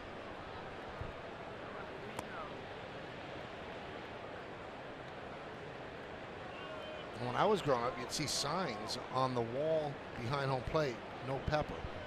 Because if you play Pepper, you kind of chew up the grass behind the plate. We got that grass thing figured out nowadays. Yes.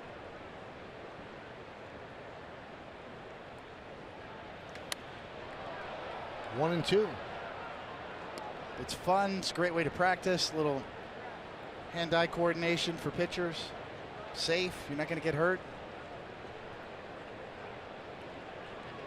For our younger viewers, explain what Pepper is. You get a group like 4 or 5 guys, and one guy with a bat. He chokes up and he takes little half swings. You pitch it to him from about 50 feet away, and you just continuously do that. You field it. The pitchers get a little fielding practice, and whoever fields it, and then the batter with the bat choked up has to hit it to all 4 guys. So you develop a little bat control, little ground balls, little Pepper game, punch the ball.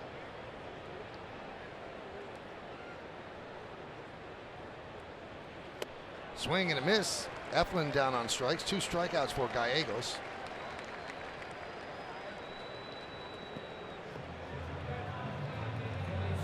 Good start. Giovanni. It really doesn't make much sense for a team that really is expected to contend for championship. You're giving away 9 or 10 games in the interleague where your pitchers are automatic outs. And then big games in the World Series. Either 3 or 4 games where pitchers have to hit, and if they're totally helpless at it, you can lose games because of it. Especially when it just comes down to contact sometimes, or a bunt. We don't really expect pitchers, you know, to hit all that much unless you're Bumgarner or there's a few outliers. But you do expect them to be able to make contact and get a bunt down. And that's another thing Pepper helps with. It's not game speed, and it's not 98 miles an hour, but it's still, it's muscle memory you develop with it. Ivan Nova, who's starting tonight for the Pirates against the Mets, came into this game 0 for his last 54. And that's a National League pitcher who has to hit most every game. But he came from the American League.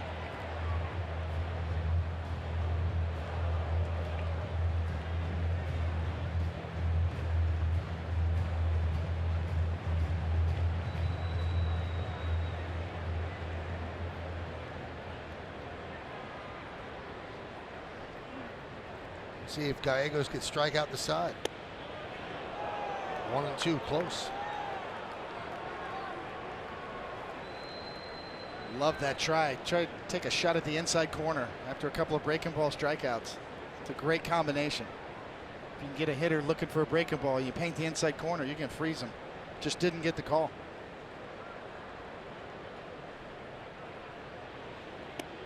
Strike 3. Gallegos strikes out the side.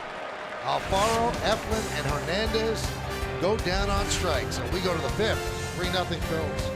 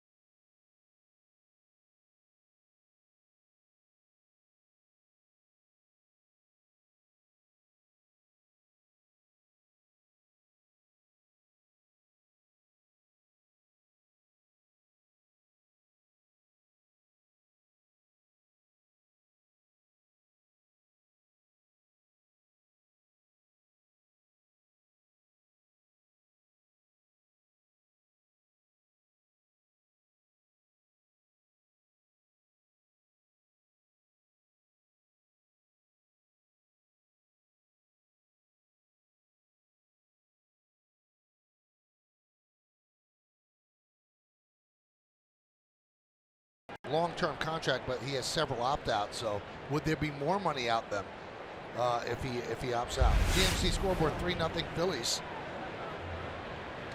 Higashioka swings at the first pitch and fouls it back. Remember how long it took for the Red Sox and J.D. Martinez to come to an agreement? And a lot of people said that Fenway Park didn't play into his strengths because he hits the ball right center and so deep there. I think he solved that. Yes. You remember last year the Red Sox had so much trouble with power. Home runs are historically low home run rate last year. That's been solved with him in the middle of that lineup.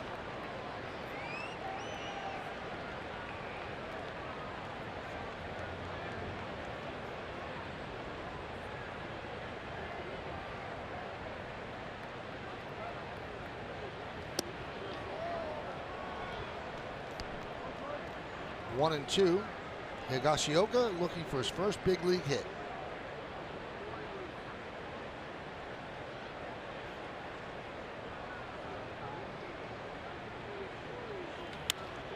High fly ball left field. Hoskins, one out.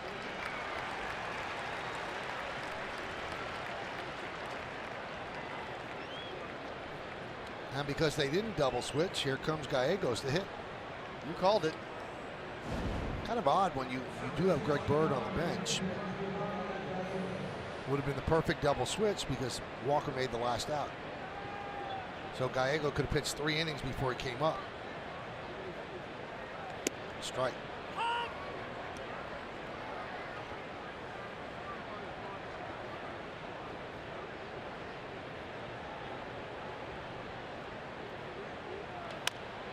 Chop over the mound. Hernandez. Did you look at facing a pitcher when you were with the Mets as well? Here's an automatic out in the lineup for me. A lot of times, yes. I mean, the philosophy for most National League pitchers was to beat that guy. I'm going to strike him out. I'm going to keep him from doing anything. I'm going to make it hard for him to bunt. And then, conversely, for you were going to get the bunt down or maybe even get a hit. When National League pitchers get to hit, they get to practice at it a lot more. Even though not in the minor leagues usually. Occasionally, when 2 minor league teams that are National League teams match up, they may let the pitcher hit rather. Gardner takes low, 1-0. We're in the 5th inning. It's 3-0 Phillies. All 3 runs on 1 swing. Rhys Hoskins with a 3-run home run in the 2nd inning. Phillies trying to salvage the final game of this 3-game set. Yankees won Monday and Tuesday night. Oh, Franco really in on the grass for Gardner.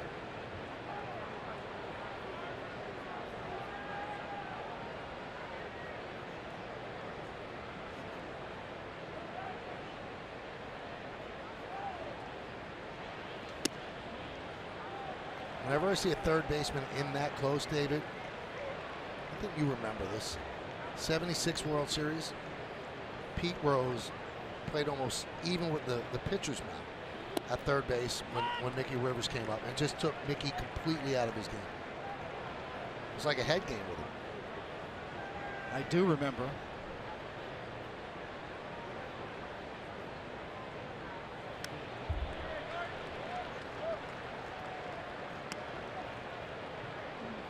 Reds swept that series. Thurman Munson had a great series.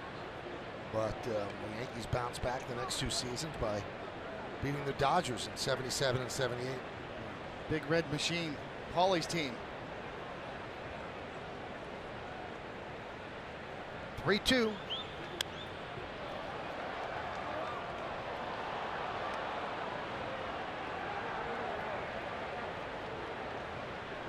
I think it was probably the peak. You know, obviously Thurman Munson, tragic story, but that was probably his peak, right? I mean, he was so good.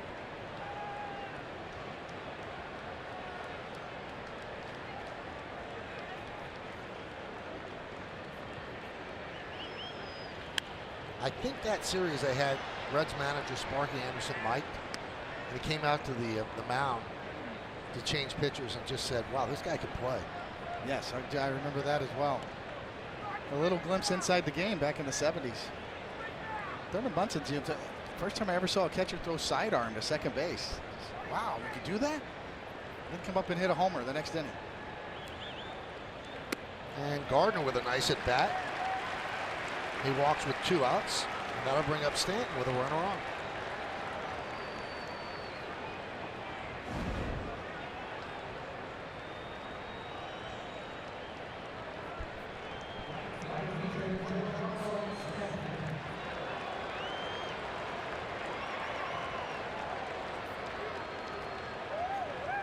Noted that catch that Stanton made in right field, a great catch. Had a 30% catch probability. He had to cover 86 feet to make that play, did Giancarlo Stanton. Do we know what the catch probability was on Gardner's? Gardner had to cover 73 feet to get to his. Probably because of that, a little higher catch probability, but that's not factoring in the wall. Catch probability is more, you know, the distance and the speed. Wouldn't you say that Gardner's was the tougher play? Yeah, I mean, he had to find it and go get it and then sacrifice his body slamming against the wall.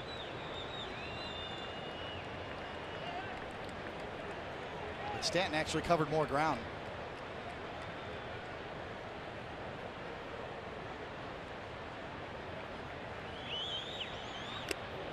Stanton hit one to right center and then line one to right. And here is Stanton's catch with the help of StatCast. The context is the 30% part. See, Gardy's got to contend with the wall. The catch probability on that came in around 60%.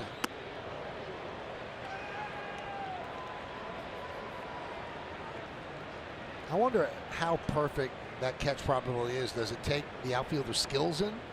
Does it take his speed in? Distance traveled, how many other outfielders, how often that catch is made. It's an enormous database being developed, constantly being upgraded, updated. Strike 3, Stanton down looking. No runs, no hits, no errors, 1 man left at the end of 4 1/2, halfway through, 3-0 Phils.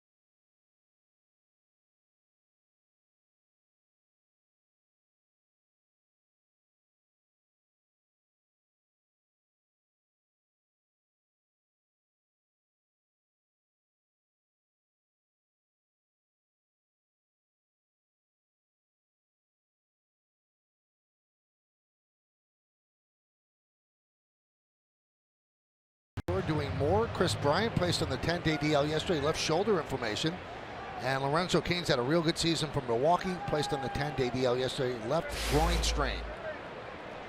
Here's Rhys Hoskins against Gallegos. And the pitch is high from Gallegos, 1-0. GMC scoreboard, 3-5-0 for the Phils, 0-3-0 for the A's.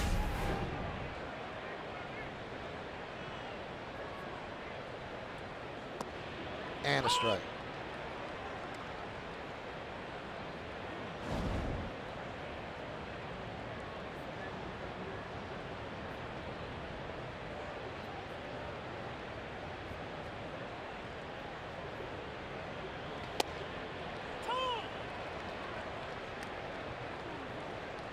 Gallegos just came out of the bullpen, a strike-throwing machine so far. 18 pitches, 15 strikes.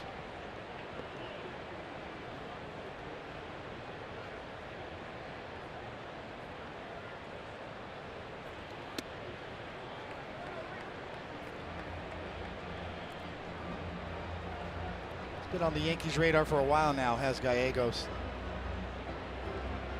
Good breaking ball. The normal mid-90s fastball that we see from so many relievers nowadays. Pretty good spin on his breaking ball.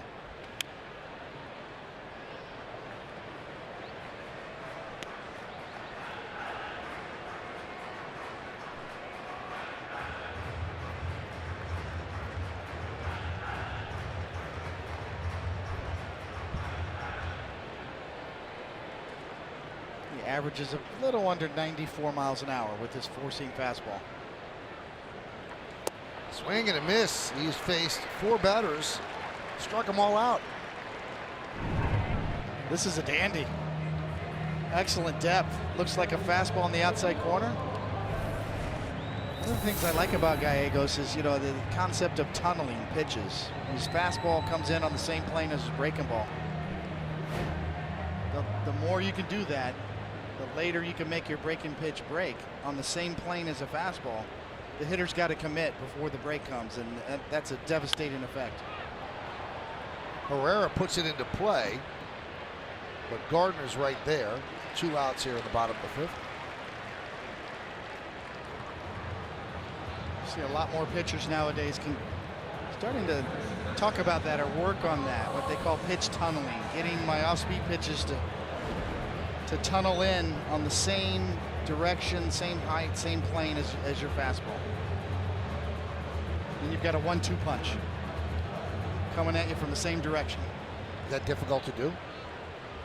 It's not difficult to do if you work on your release point with your breaking stuff and where your breaking ball starts out at and where you start your fastball.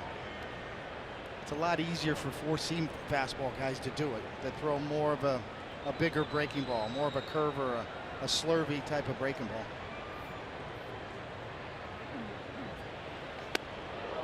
1-1 to Santana.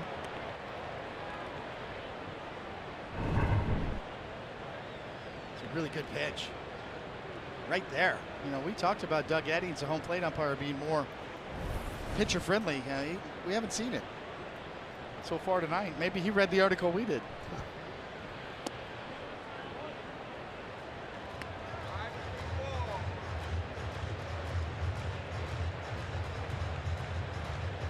I wonder what an umpire would rather be called, hitter friendly or pitcher friendly.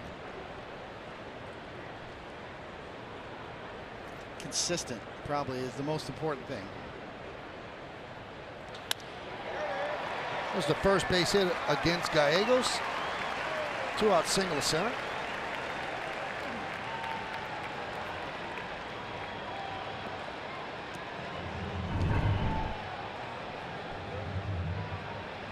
Pretty good pitch right to the glove on the outside corner.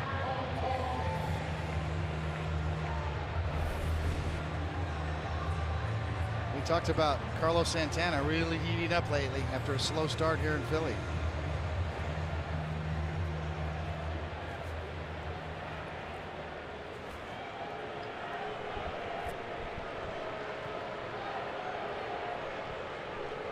Here's Altair. Blocked by Higashioka.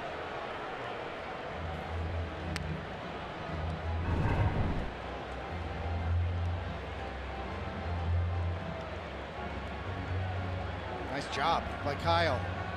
Breaking ball down in the dirt. Smothered it.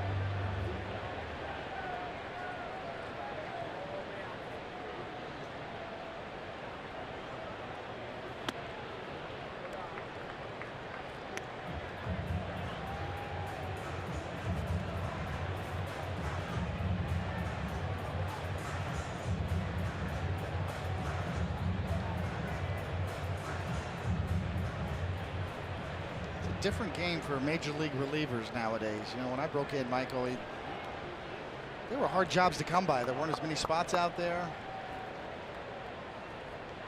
Relievers tended to hold on to those spots longer. Nowadays, there's a shuttle going.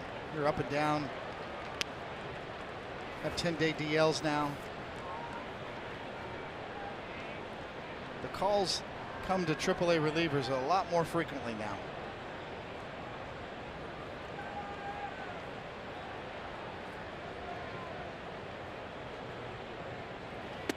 Oh, a strike. 3-1 to Altair. And they all have good stuff. It seems like you shake a tree and there's somebody that throws 95 miles an hour out there that you can just call up at any point. The difference always is command. 3-2.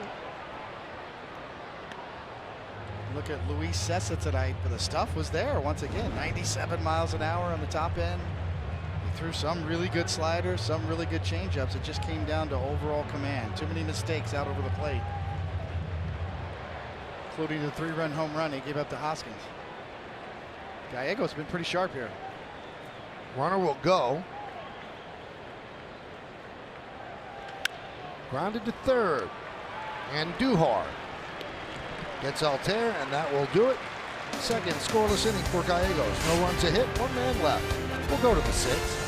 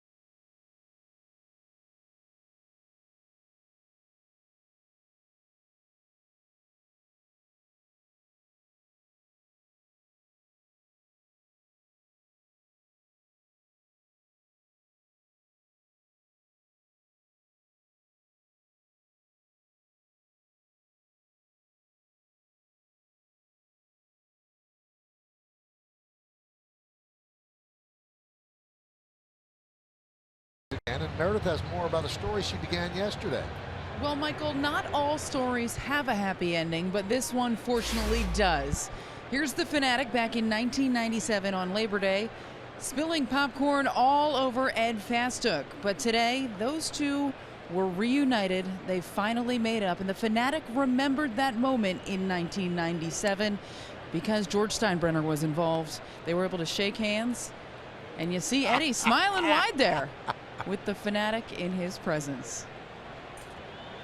Eddie told me today, I was talking to him about it, when you told the story yesterday, he said within a couple of minutes, 65 people got in touch with him via text as Aaron Hicks loops a single down the left field line to start off the 6th inning. He said that a little known part of that story is that the Fanatic actually got fired.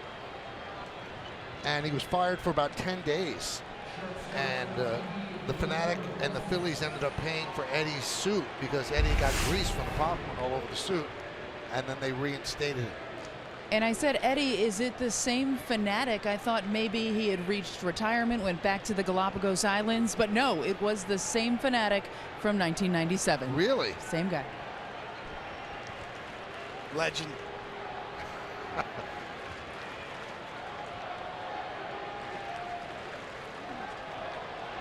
Eddie also reiterated the story that Meredith told, that initially he was throwing popcorn at George Steinbrenner. And Eddie said listen, we're on the railing here, boss. Let me just throw him over the railing. And George Steinberg said, we're on national TV. Don't do anything like that. And that's when the Fanatic came back and dumped the popcorn on Eddie.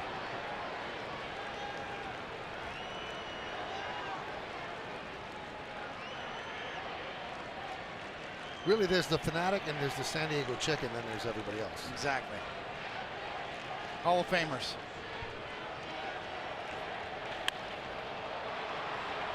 Popped up. Shallow left center. Kingery had some trouble, stayed with it, made the play.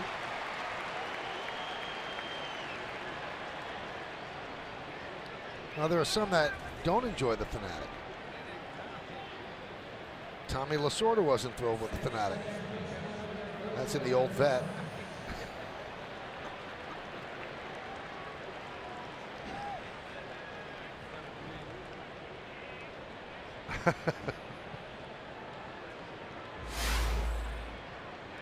Here's Gleyber Torres.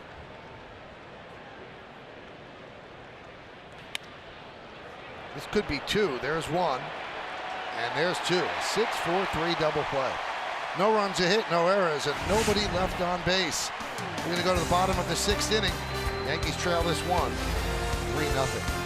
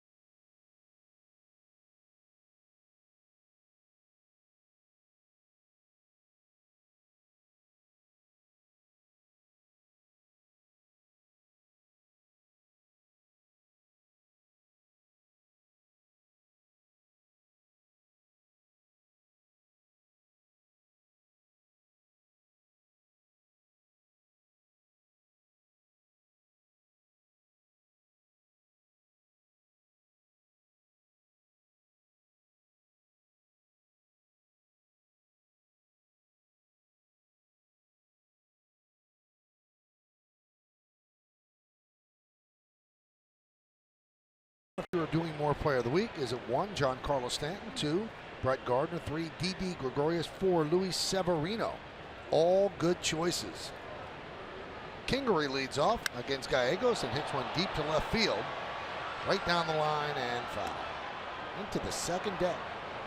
Or the third if you count the luxury boxes. What a performance by Severino last night. Just dominant. He seemed like he was toying with the Phillies. Yeah, that really just was a cut above. And a clinic on how to pitch with a 5-run lead, too.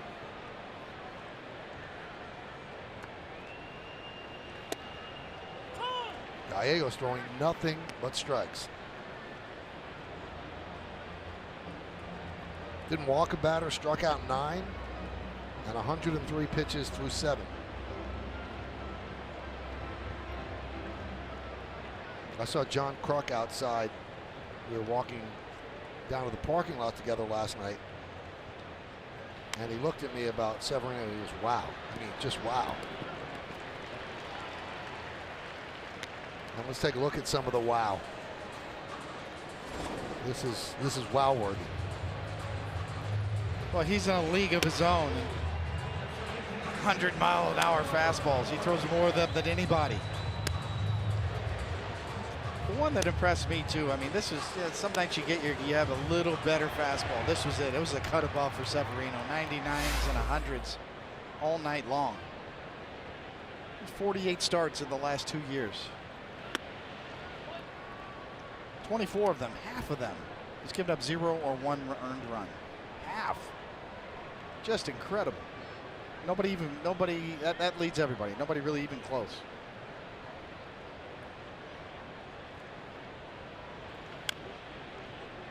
One and one.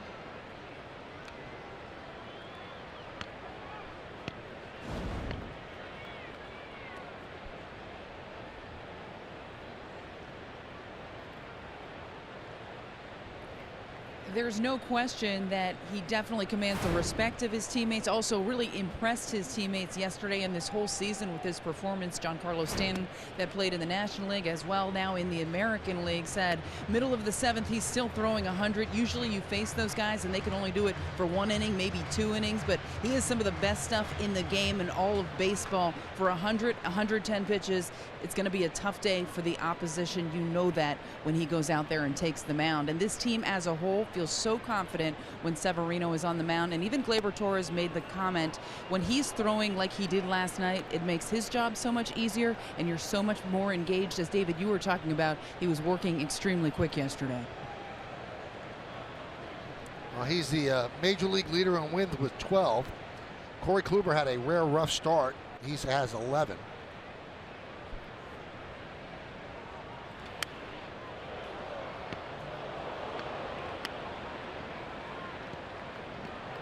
And if you look at Severino, he's certainly not a small guy, but he's not a heavily muscled guy. He's all about, he's put together just perfectly for a pitcher. He swung the bat pretty good last night too. A couple of really good swings. He's just an all-around very good athlete.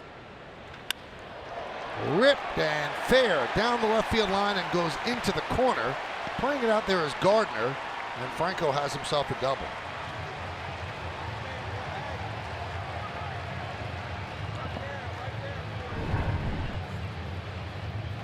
This is the one breaking ball that's gotten up and hung from Gallegos. He's thrown a lot of really good ones.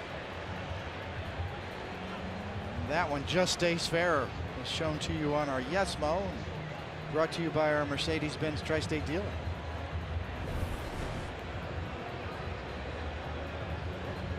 They're talking about the size of Severino. If you remember, he put on muscle mass coming into the 2016 season, lost flexibility, didn't pitch as well. And then he decided to back off on that. That was part of the issue why he lost his job.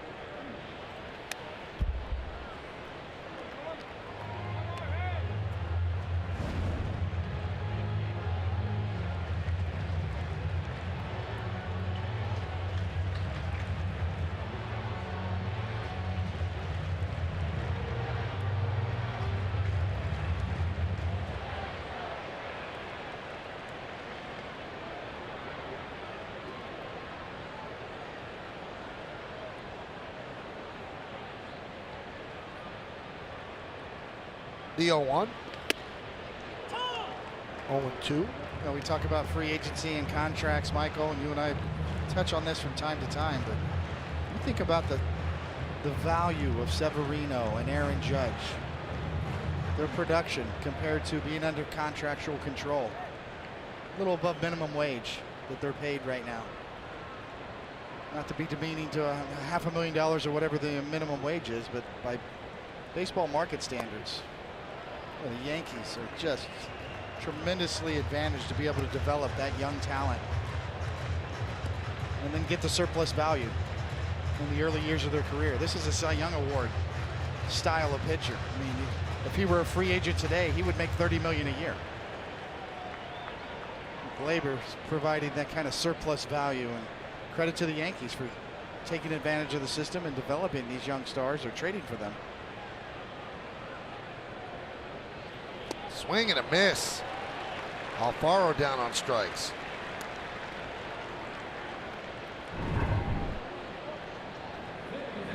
Yeah, this is more like it. Excellent break on that. See the depth? More curveball style of break. That's a dandy. Imagine if Luis Severino was a free agent after this year. The bidding war for him. And especially at his age.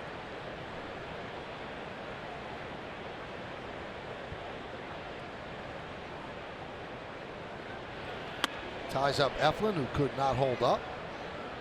0-1. And you know what? It translates to every single sport. If you could get young players playing at a high level at less of a price, you can surround them with other players. Russell Wilson of the Seahawks, perfect example. Third-round pick wasn't making much money for a long time, and once he started to make a lot of money, they couldn't pay everybody else as much, and the team dropped a little bit. That's in a cap sport. And same thing here, Aaron Judge and Luis Severino and Gleyber Torres and Miguel Andujar. And that's not by accident. Hal Steinbrenner, the front office, Brian Cashman, they all decided this is the way we do things. Let's create our own players. Swing and a miss. Very impressive outing so far for Giovanni Gallegos. 6 strikeouts in 3 innings. We're going to the 7th.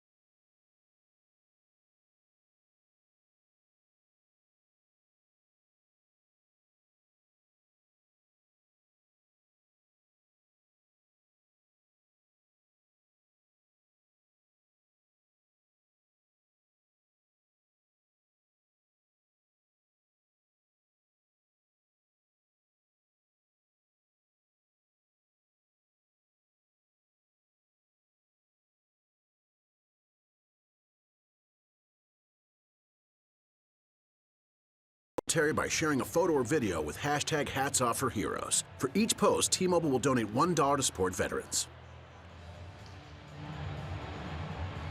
All right, we go to the 7th inning here at Citizens Bank Park. It's 3-0 on the Cadillac scoreboard in favor of the Phillies. The Rhys Hoskins 2nd inning home run has held up so far as Zach Eflin, who's pitching very well for the Phillies this year, 6 shutout innings. Miguel Andujar will lead off the 7th. And a strike.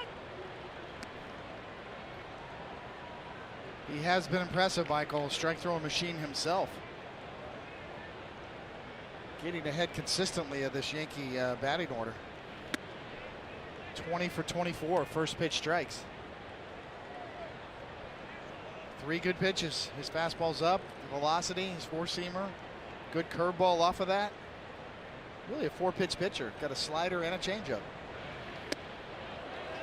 Could not hold up.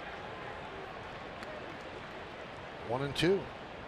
It looks like he's got a good knack, a good feel for just the craft of pitching. A little 2-seamer there. He ran in on Andujar. He's got 4 pitches. Feeling better than ever.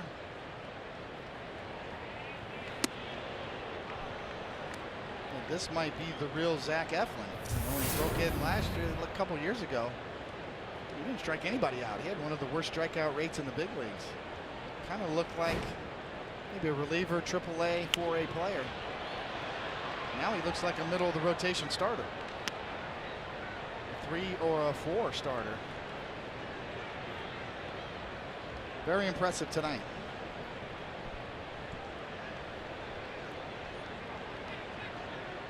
Seventh inning, Yankees have 4 hits. Phillies have 7 and 3 runs. Right to second base, Hernandez is there. He gets Andujar. He is on the strike zone. We talked about getting ahead, 20 for 24 in first pitch strikes. But see that running that changeup away, that good curveball down.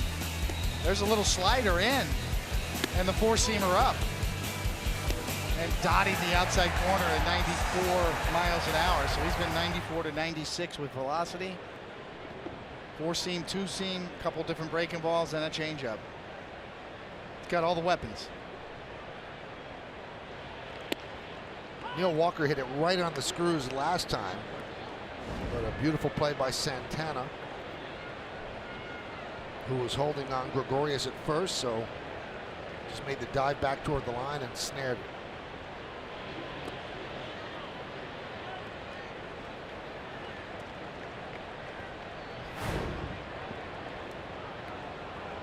Jonathan Holder, who's pitched so well, is up for the Yanks. Well, looks a little change of the mind. Aaron Boone had chasing Shreve up for a minute and then decided to get Holder up. Got it up the middle. Kingery. Boy, Walker's probably thinking, what do I have to do? 3 for his last 33, and he honestly could have 2 hits his last couple times up. Yeah, got a little robbed from the mound too. Pull it up the middle and it hits the mound, slows it up.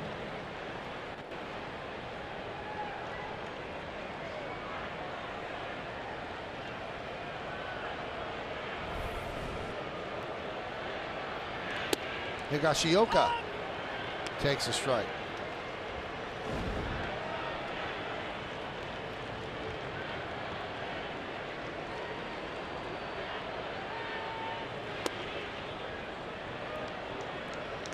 Boy, does he need a hit in the big leagues. Just take a deep breath.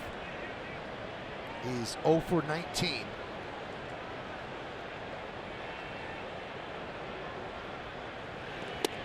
One and 2. You know, Romine can't catch every day. You know, Higashioka will get his chances with Gary Sanchez on the DL, so he wants to give something to them offensively. He's already walked tonight. 1-2. Fly ball center field. Herrera will put it away for the final out of the 7th. Yankees go down in order. Time for the stretch in Philly. Phillies lead 3-0.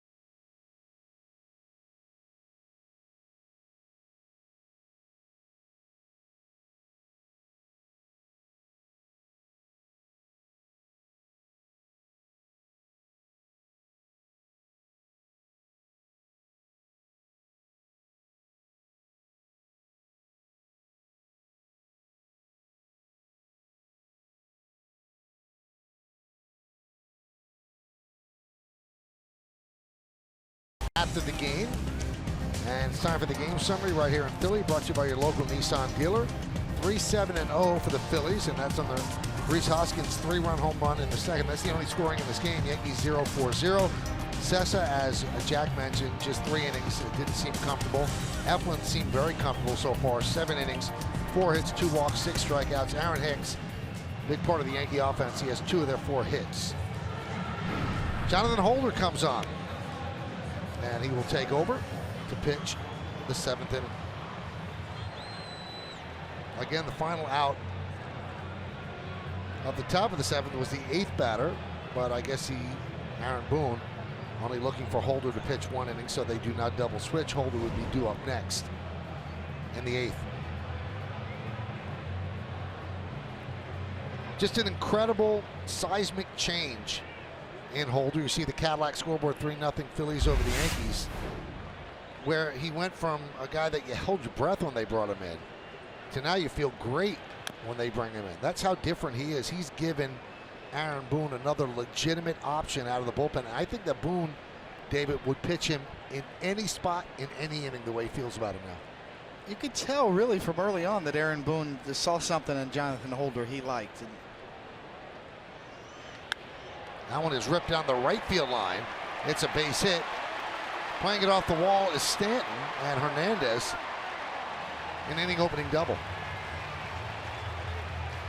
Well, there's another great day of World Cup action tomorrow on Fox and FS1, highlighted by Harry Kane in England, taking on Belgium at 1 p.m. Eastern on Fox, or you can stream it all live on the Fox Sports app. So a leadoff double for Hernandez. even in spring training, it looked like that Aaron Boone, he saw something he wanted to see more of, and every manager has that knack. Joe Girardi did that in his bullpen years, Joe Torre as well. They find somebody. Even when Don Zimmer took over as manager for the Yankees when Joe Torre was down with cancer, he saw something in Jason Grimsley that he liked, and he kept running him out there and putting him in spots and showing confidence in him and got him going. And Jason Grimsley had a heck of a little run there for the Yankees for a year or two. The dominating sinker ball. Every manager, they have their guy, and it seems like Jonathan Holder is Aaron Boone's guy that he really showed confidence in, and it's paying off for him. Is there something he's doing differently, though, since being sent down and then coming back up? Yeah, definitely. His style, he's going back to more of a pure style. He's throwing his four-seam fastball at the top of the zone much better. He's ticked up with his velocity up to 93, 94. Before, he was throwing a lot of cutters. So everything he threw was around 90, 91. He lost a little zip from throwing too many cutters, and he developed a little slider, a little different variation on his breaking ball. So four-seamer slider has served him well, and of course the changeup too. We knew he had a changeup. Swing and a miss. Down goes Hoskins, one away. Slider usage is way up, changeup way up, but this is, to me, sets up everything. Top of the zone with his best velocity. Big difference between 90 miles an hour and 94, especially up in the zone. That sets up everything for Jonathan Holder. He's back to using that true four-seam fastball again.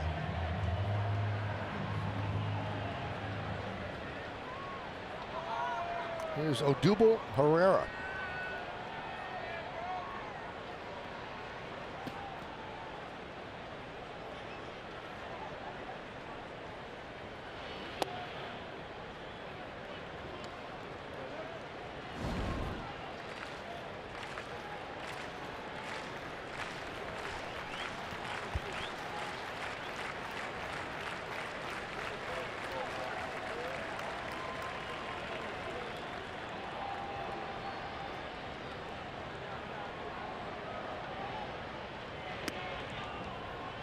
Two and 0.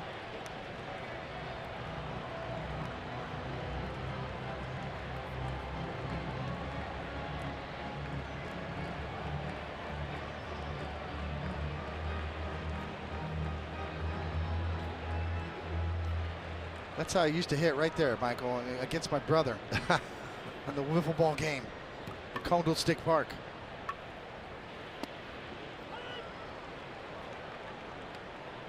And when I did it, he'd drill me right in the middle of the shoulder blades.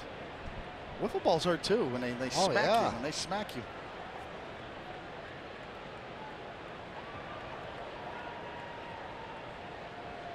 We used to talk smack to each other in the backyard during those games. Boy, you got nothing. Served into left field. Gardner's right there to make the play. 2 outs. Now a quick word from Spectrum. Spectrum Internet. No data caps, no contracts. Just faster speeds with better performance.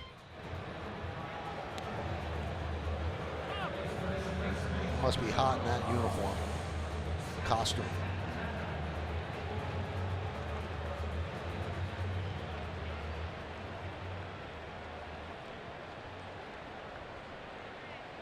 So here's Carlos Santana.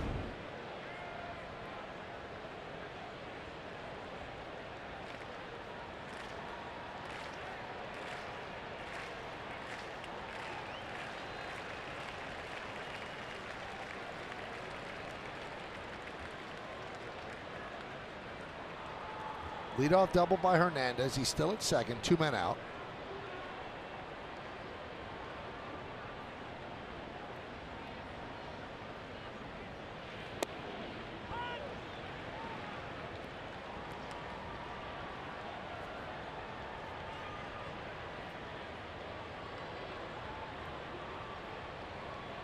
You a fan of Carlos Santana, the musician, Michael? Yeah. One of my all-time faves. I noticed your pitcher scouting report. Yeah, snuck a little musical reference in there.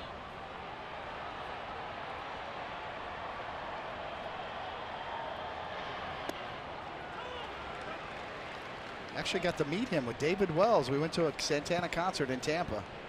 Hung around, and he was so great. Such a nice man. He's Hall of Famer. Baseball fan? Did he know who you guys were? He paid respect to us. Yeah, I mean, Right. he seemed to get, cursory respect.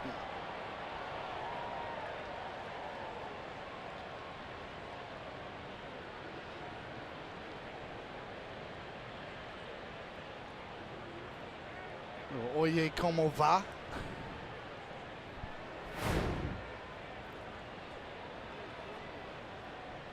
Oh, he looks ready. That is Sir Anthony Dominguez. He's got good stuff. He throws hard.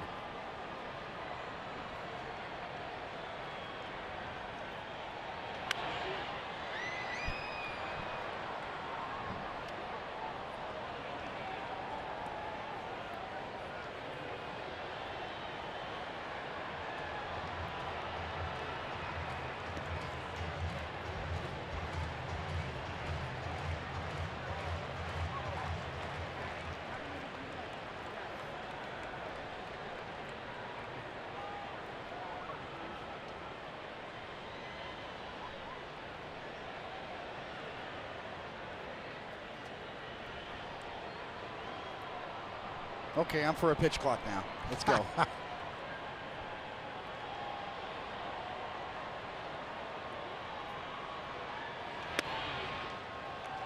See, now the way you say it, it's not on the pitcher. It's a pitch clock, which means, the time between pitches, and sometimes the batter's at fault. This is true, but that's not the case here. A lot of times it is. A lot of times it's the batter. There's an at-bat I looked at for the first time. You remember the Reggie Jackson, Bob Welsh at-bat in the World Series? Just an incredible at-bat. It took about 9 minutes for that at-bat. It was awesome. Reggie stepping out, swinging, helmet flying. I remember that like it was yesterday. I actually tweeted it out a couple days ago. We've really got to keep you off YouTube. 1-2. Hit sharply to Neil Walker. And Holder puts another 0 on the board. And we'll go to the 8th inning. It is 3-0 Phillies.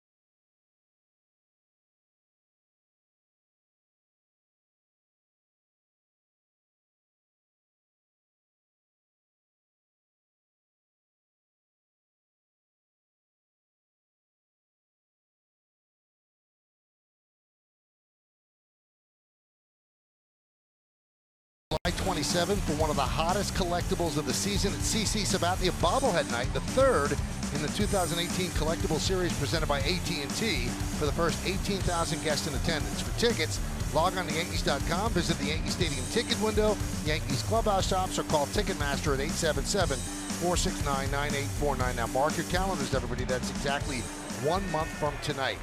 Hyundai scoreboard. We go to the 8th inning. Yankees still looking for a run. There's CC. There's big charity softball games tomorrow at the stadium. The Yankees are trailing this one 3-0 to the Phils. And Greg Bird pinch hitting for Holder. He takes a strike from Sir Anthony Dominguez.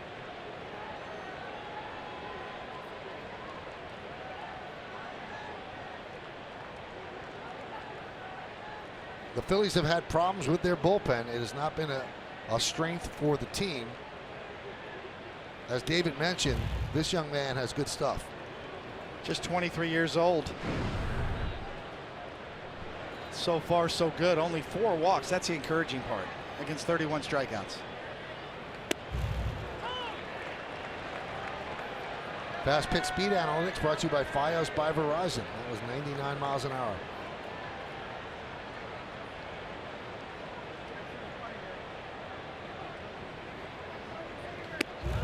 Strike 3. Bird down looking.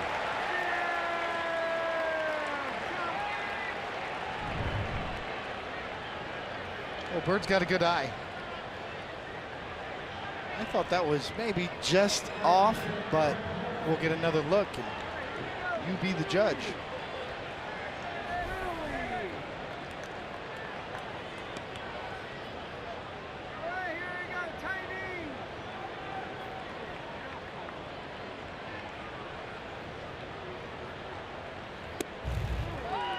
And a strike.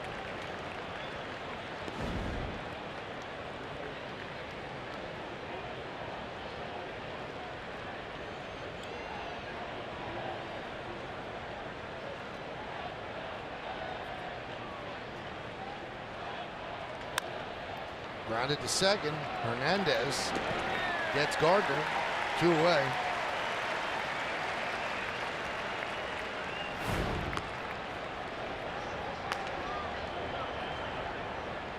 Domingo Germán heating up, and that looks like it's more than just taking some to the mitt. Now he's eligible. He could be in consideration to start Sunday. That ain't happening. Yeah, Severino's ready to go. I think you let him go. Yeah, Red Sox Sunday night.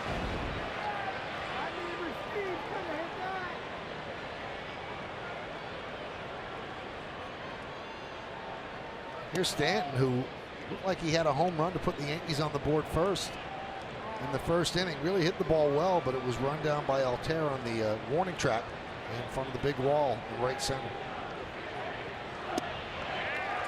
1-2.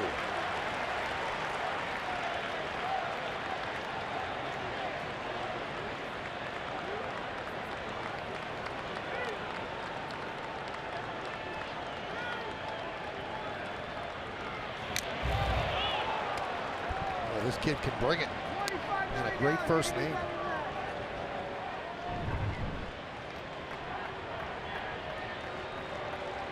His average fastball is right around 98. This one's 99.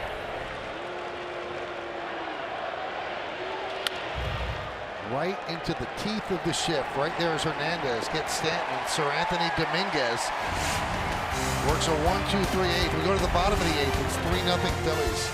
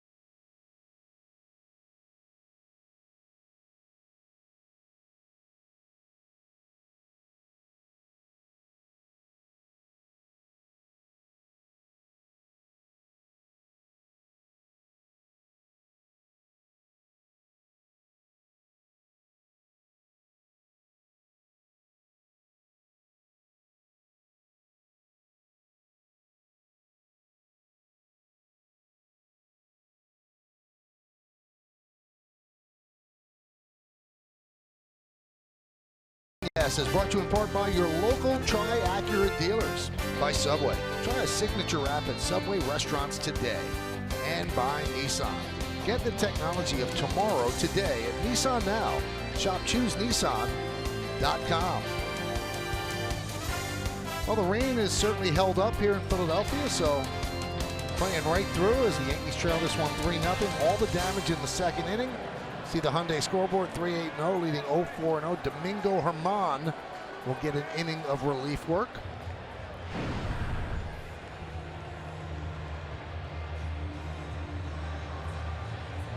He's made 9 starts, 2-4, 5.40. 74 strikeouts and 63 in the third innings. And I know you like this kid's stuff, David.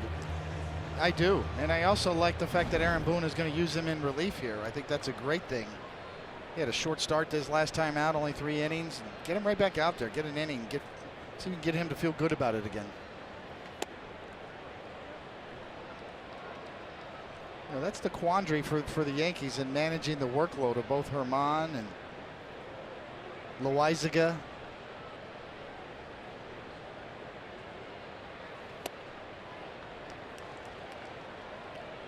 You know, the problem is you got half the season left. We're creeping up on the halfway point of the major league season.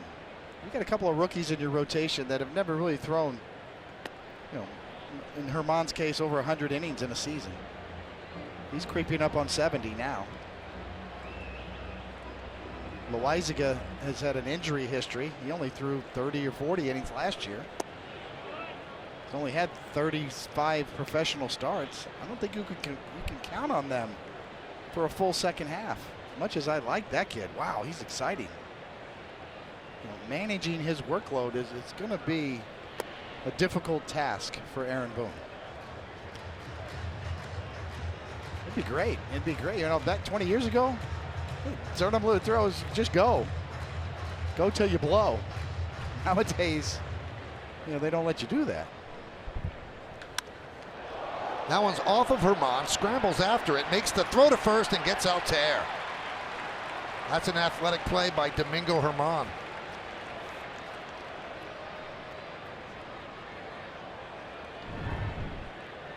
You called it, Michael. Right down the middle, right back up the middle. Almost had a Forrest Gump ball there. That's pretty close. Get another look. Did that get him?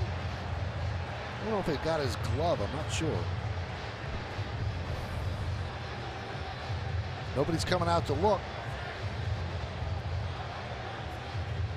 Another big crowd here at Citizens Bank, 42,068.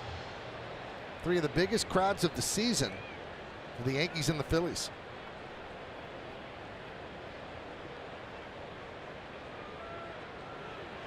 Just a bit high to Kingery.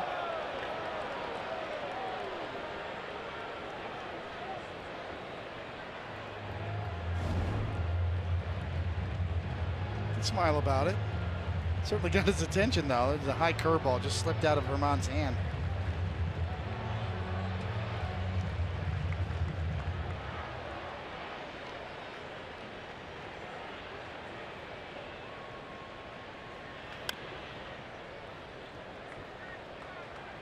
One and one.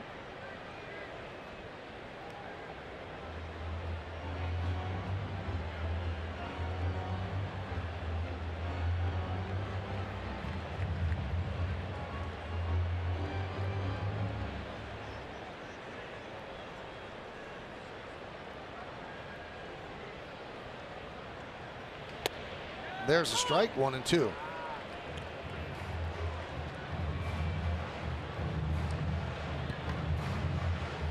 Domingo Germán, Michael, last year threw 109 innings. So it's not like you can jump him up to, you know, 175.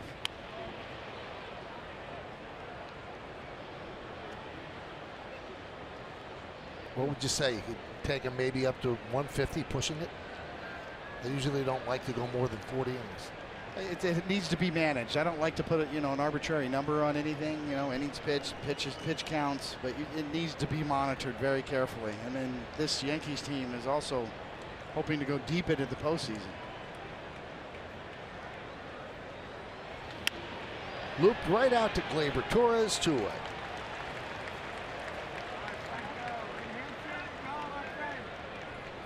Now a quick word from Memorial Sloan Kettering Cancer Center. Memorial Sloan Kettering, changing how the world treats cancer for over 130 years.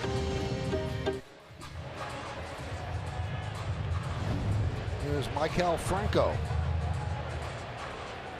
Well, once again, the Yankee bullpen lights out. And these aren't even your grade A relievers that they're bringing in, although Holder is certainly fighting his way into that group. Gallegos, Holder, and Herman. Sessa lasted just 3 as the starter. Yankee bullpen, ERA is 3rd, first in opponent's batting average against, first in slugging, first in strikeouts. And there's a great stat, I'm sure you saw this, David, in preparing for the game. So the Yankees batting average against 194 coming into today. They're so far ahead of the second place team that the bullpen coming into tonight could have allowed 22 hits and 22 at-bats and still been first. Swing and a miss, and Franco down on strikes. So the Yankees coming up in the 9th inning. Do they have a rally in their bones? They're down 3-0.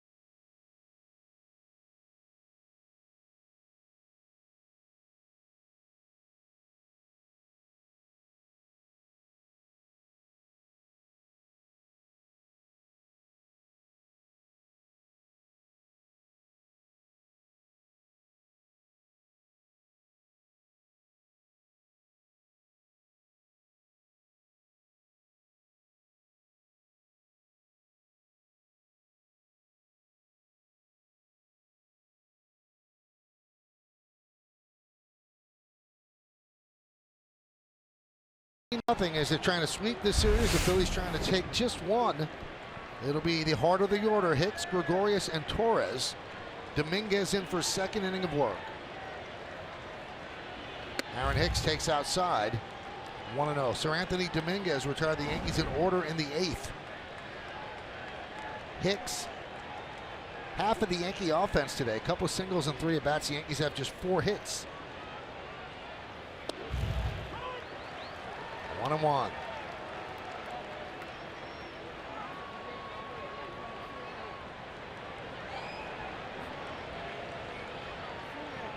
Angels trying to catch up to the Red Sox at 6-4, top of the 7th inning at Fenway. Red Sox lead. Count 1-2 on Hicks. Billy Epler, the GM for the Angels, talking about Ohtani coming back and DHing. Gonna be a hitter. Gonna be a while probably before he pitches again.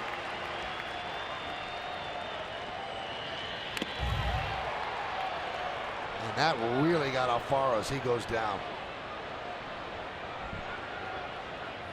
That was interesting. If they had him have surgery, like if the PRP injections don't work, he had surgery right now, he'd probably miss all of next year and then be ready for 2020. If he hits for the remainder of the year and then has surgery, he's going to miss next year and then the first part of 2020. And I mean, do they really have a realistic chance of getting into the playoff picture. It's going to be tough. So that's a really unusual call. It's a valid point, Michael, and that's exactly the types of discussions they're having here. They must still think that, similar to Tanaka, that those injections will scar up and do enough healing that he can pitch without Tommy John surgery. So maybe they're still holding out hope for that scenario. That would be the only thing they could be thinking, because if they know he eventually has to have surgery, it doesn't make sense to have him hit now and then lose half of the 2020 season. Right.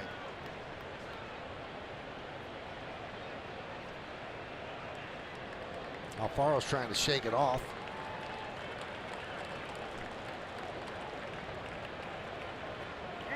Let's see, the shin guards only cover so much, and got him right directly in. Looked like around the big toe area. And say, why don't they wear steel toes? Well, you can't bend over and squat like that with a steel toe. As we watch Gabe Kapler walk back to the dugout, wouldn't you agree, David, that now that Joe Girardi is out this year, that Kapler's in the best shape of any manager in the game? Oh, without a doubt, yes. I mean,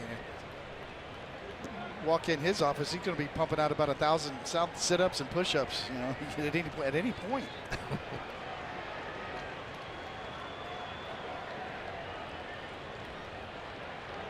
They say Ricky Henderson used to do that. He'd sit in his hotel room and watch movies and do 1,000 sit-ups. Yeah, that's what I fired off today. Did you? Yeah. 1,000. Tommy Hunter is getting ready.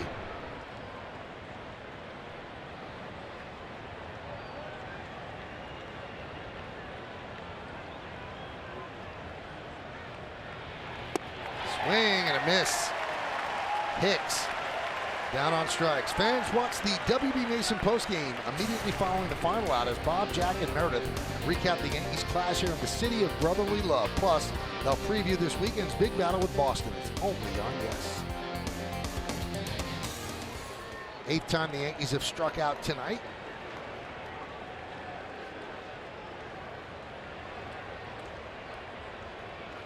So the Phillies pitching so far has really held down this Yankee offense. Here is Didi Gregorius.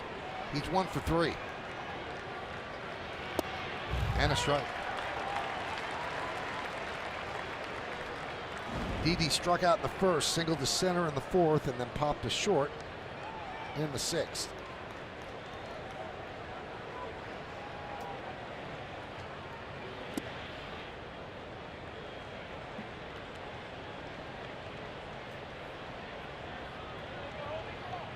"19 pitches for Dominguez, 15 strikes. Right back to Dominguez. And the Yankees are down to their final out. This Friday night, the battle for the AL East title heats up on Yes as the Yankees begin a huge weekend set with the rival Red Sox. Coverage starts at 6 with Audi batting practice today and the Chevy Yankees pregame. Then Paul O'Neill joins me to call this battle in the Bronx. That's right here on Yes and streaming on Fox Sports Go.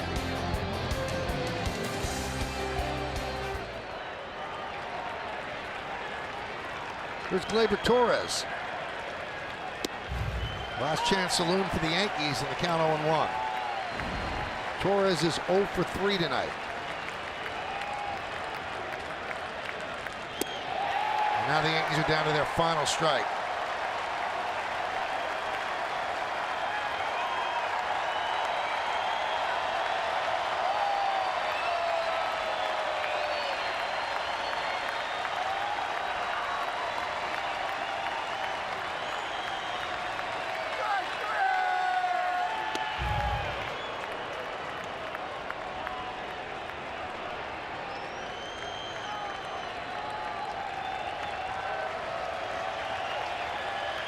One, two. Still 1-2. Well, we talked about the big crowds down here, lots of Yankee fans, just never really a chance to get them into the game. No let's go Yankee chance of Philly fans for the first time in 3 games on their feet. And the pitch. Swing and a miss, and that'll do it. Sir Anthony Dominguez retires all 6 he faces to nail this one down. And the Phillies salvage the final game of this 3-game set with a 3-0 victory over the Yankees. 3rd time this year that the Yankees have been shut out. We'll come back here to Citizens Bank Park in just a moment. Yankees lose 3-0.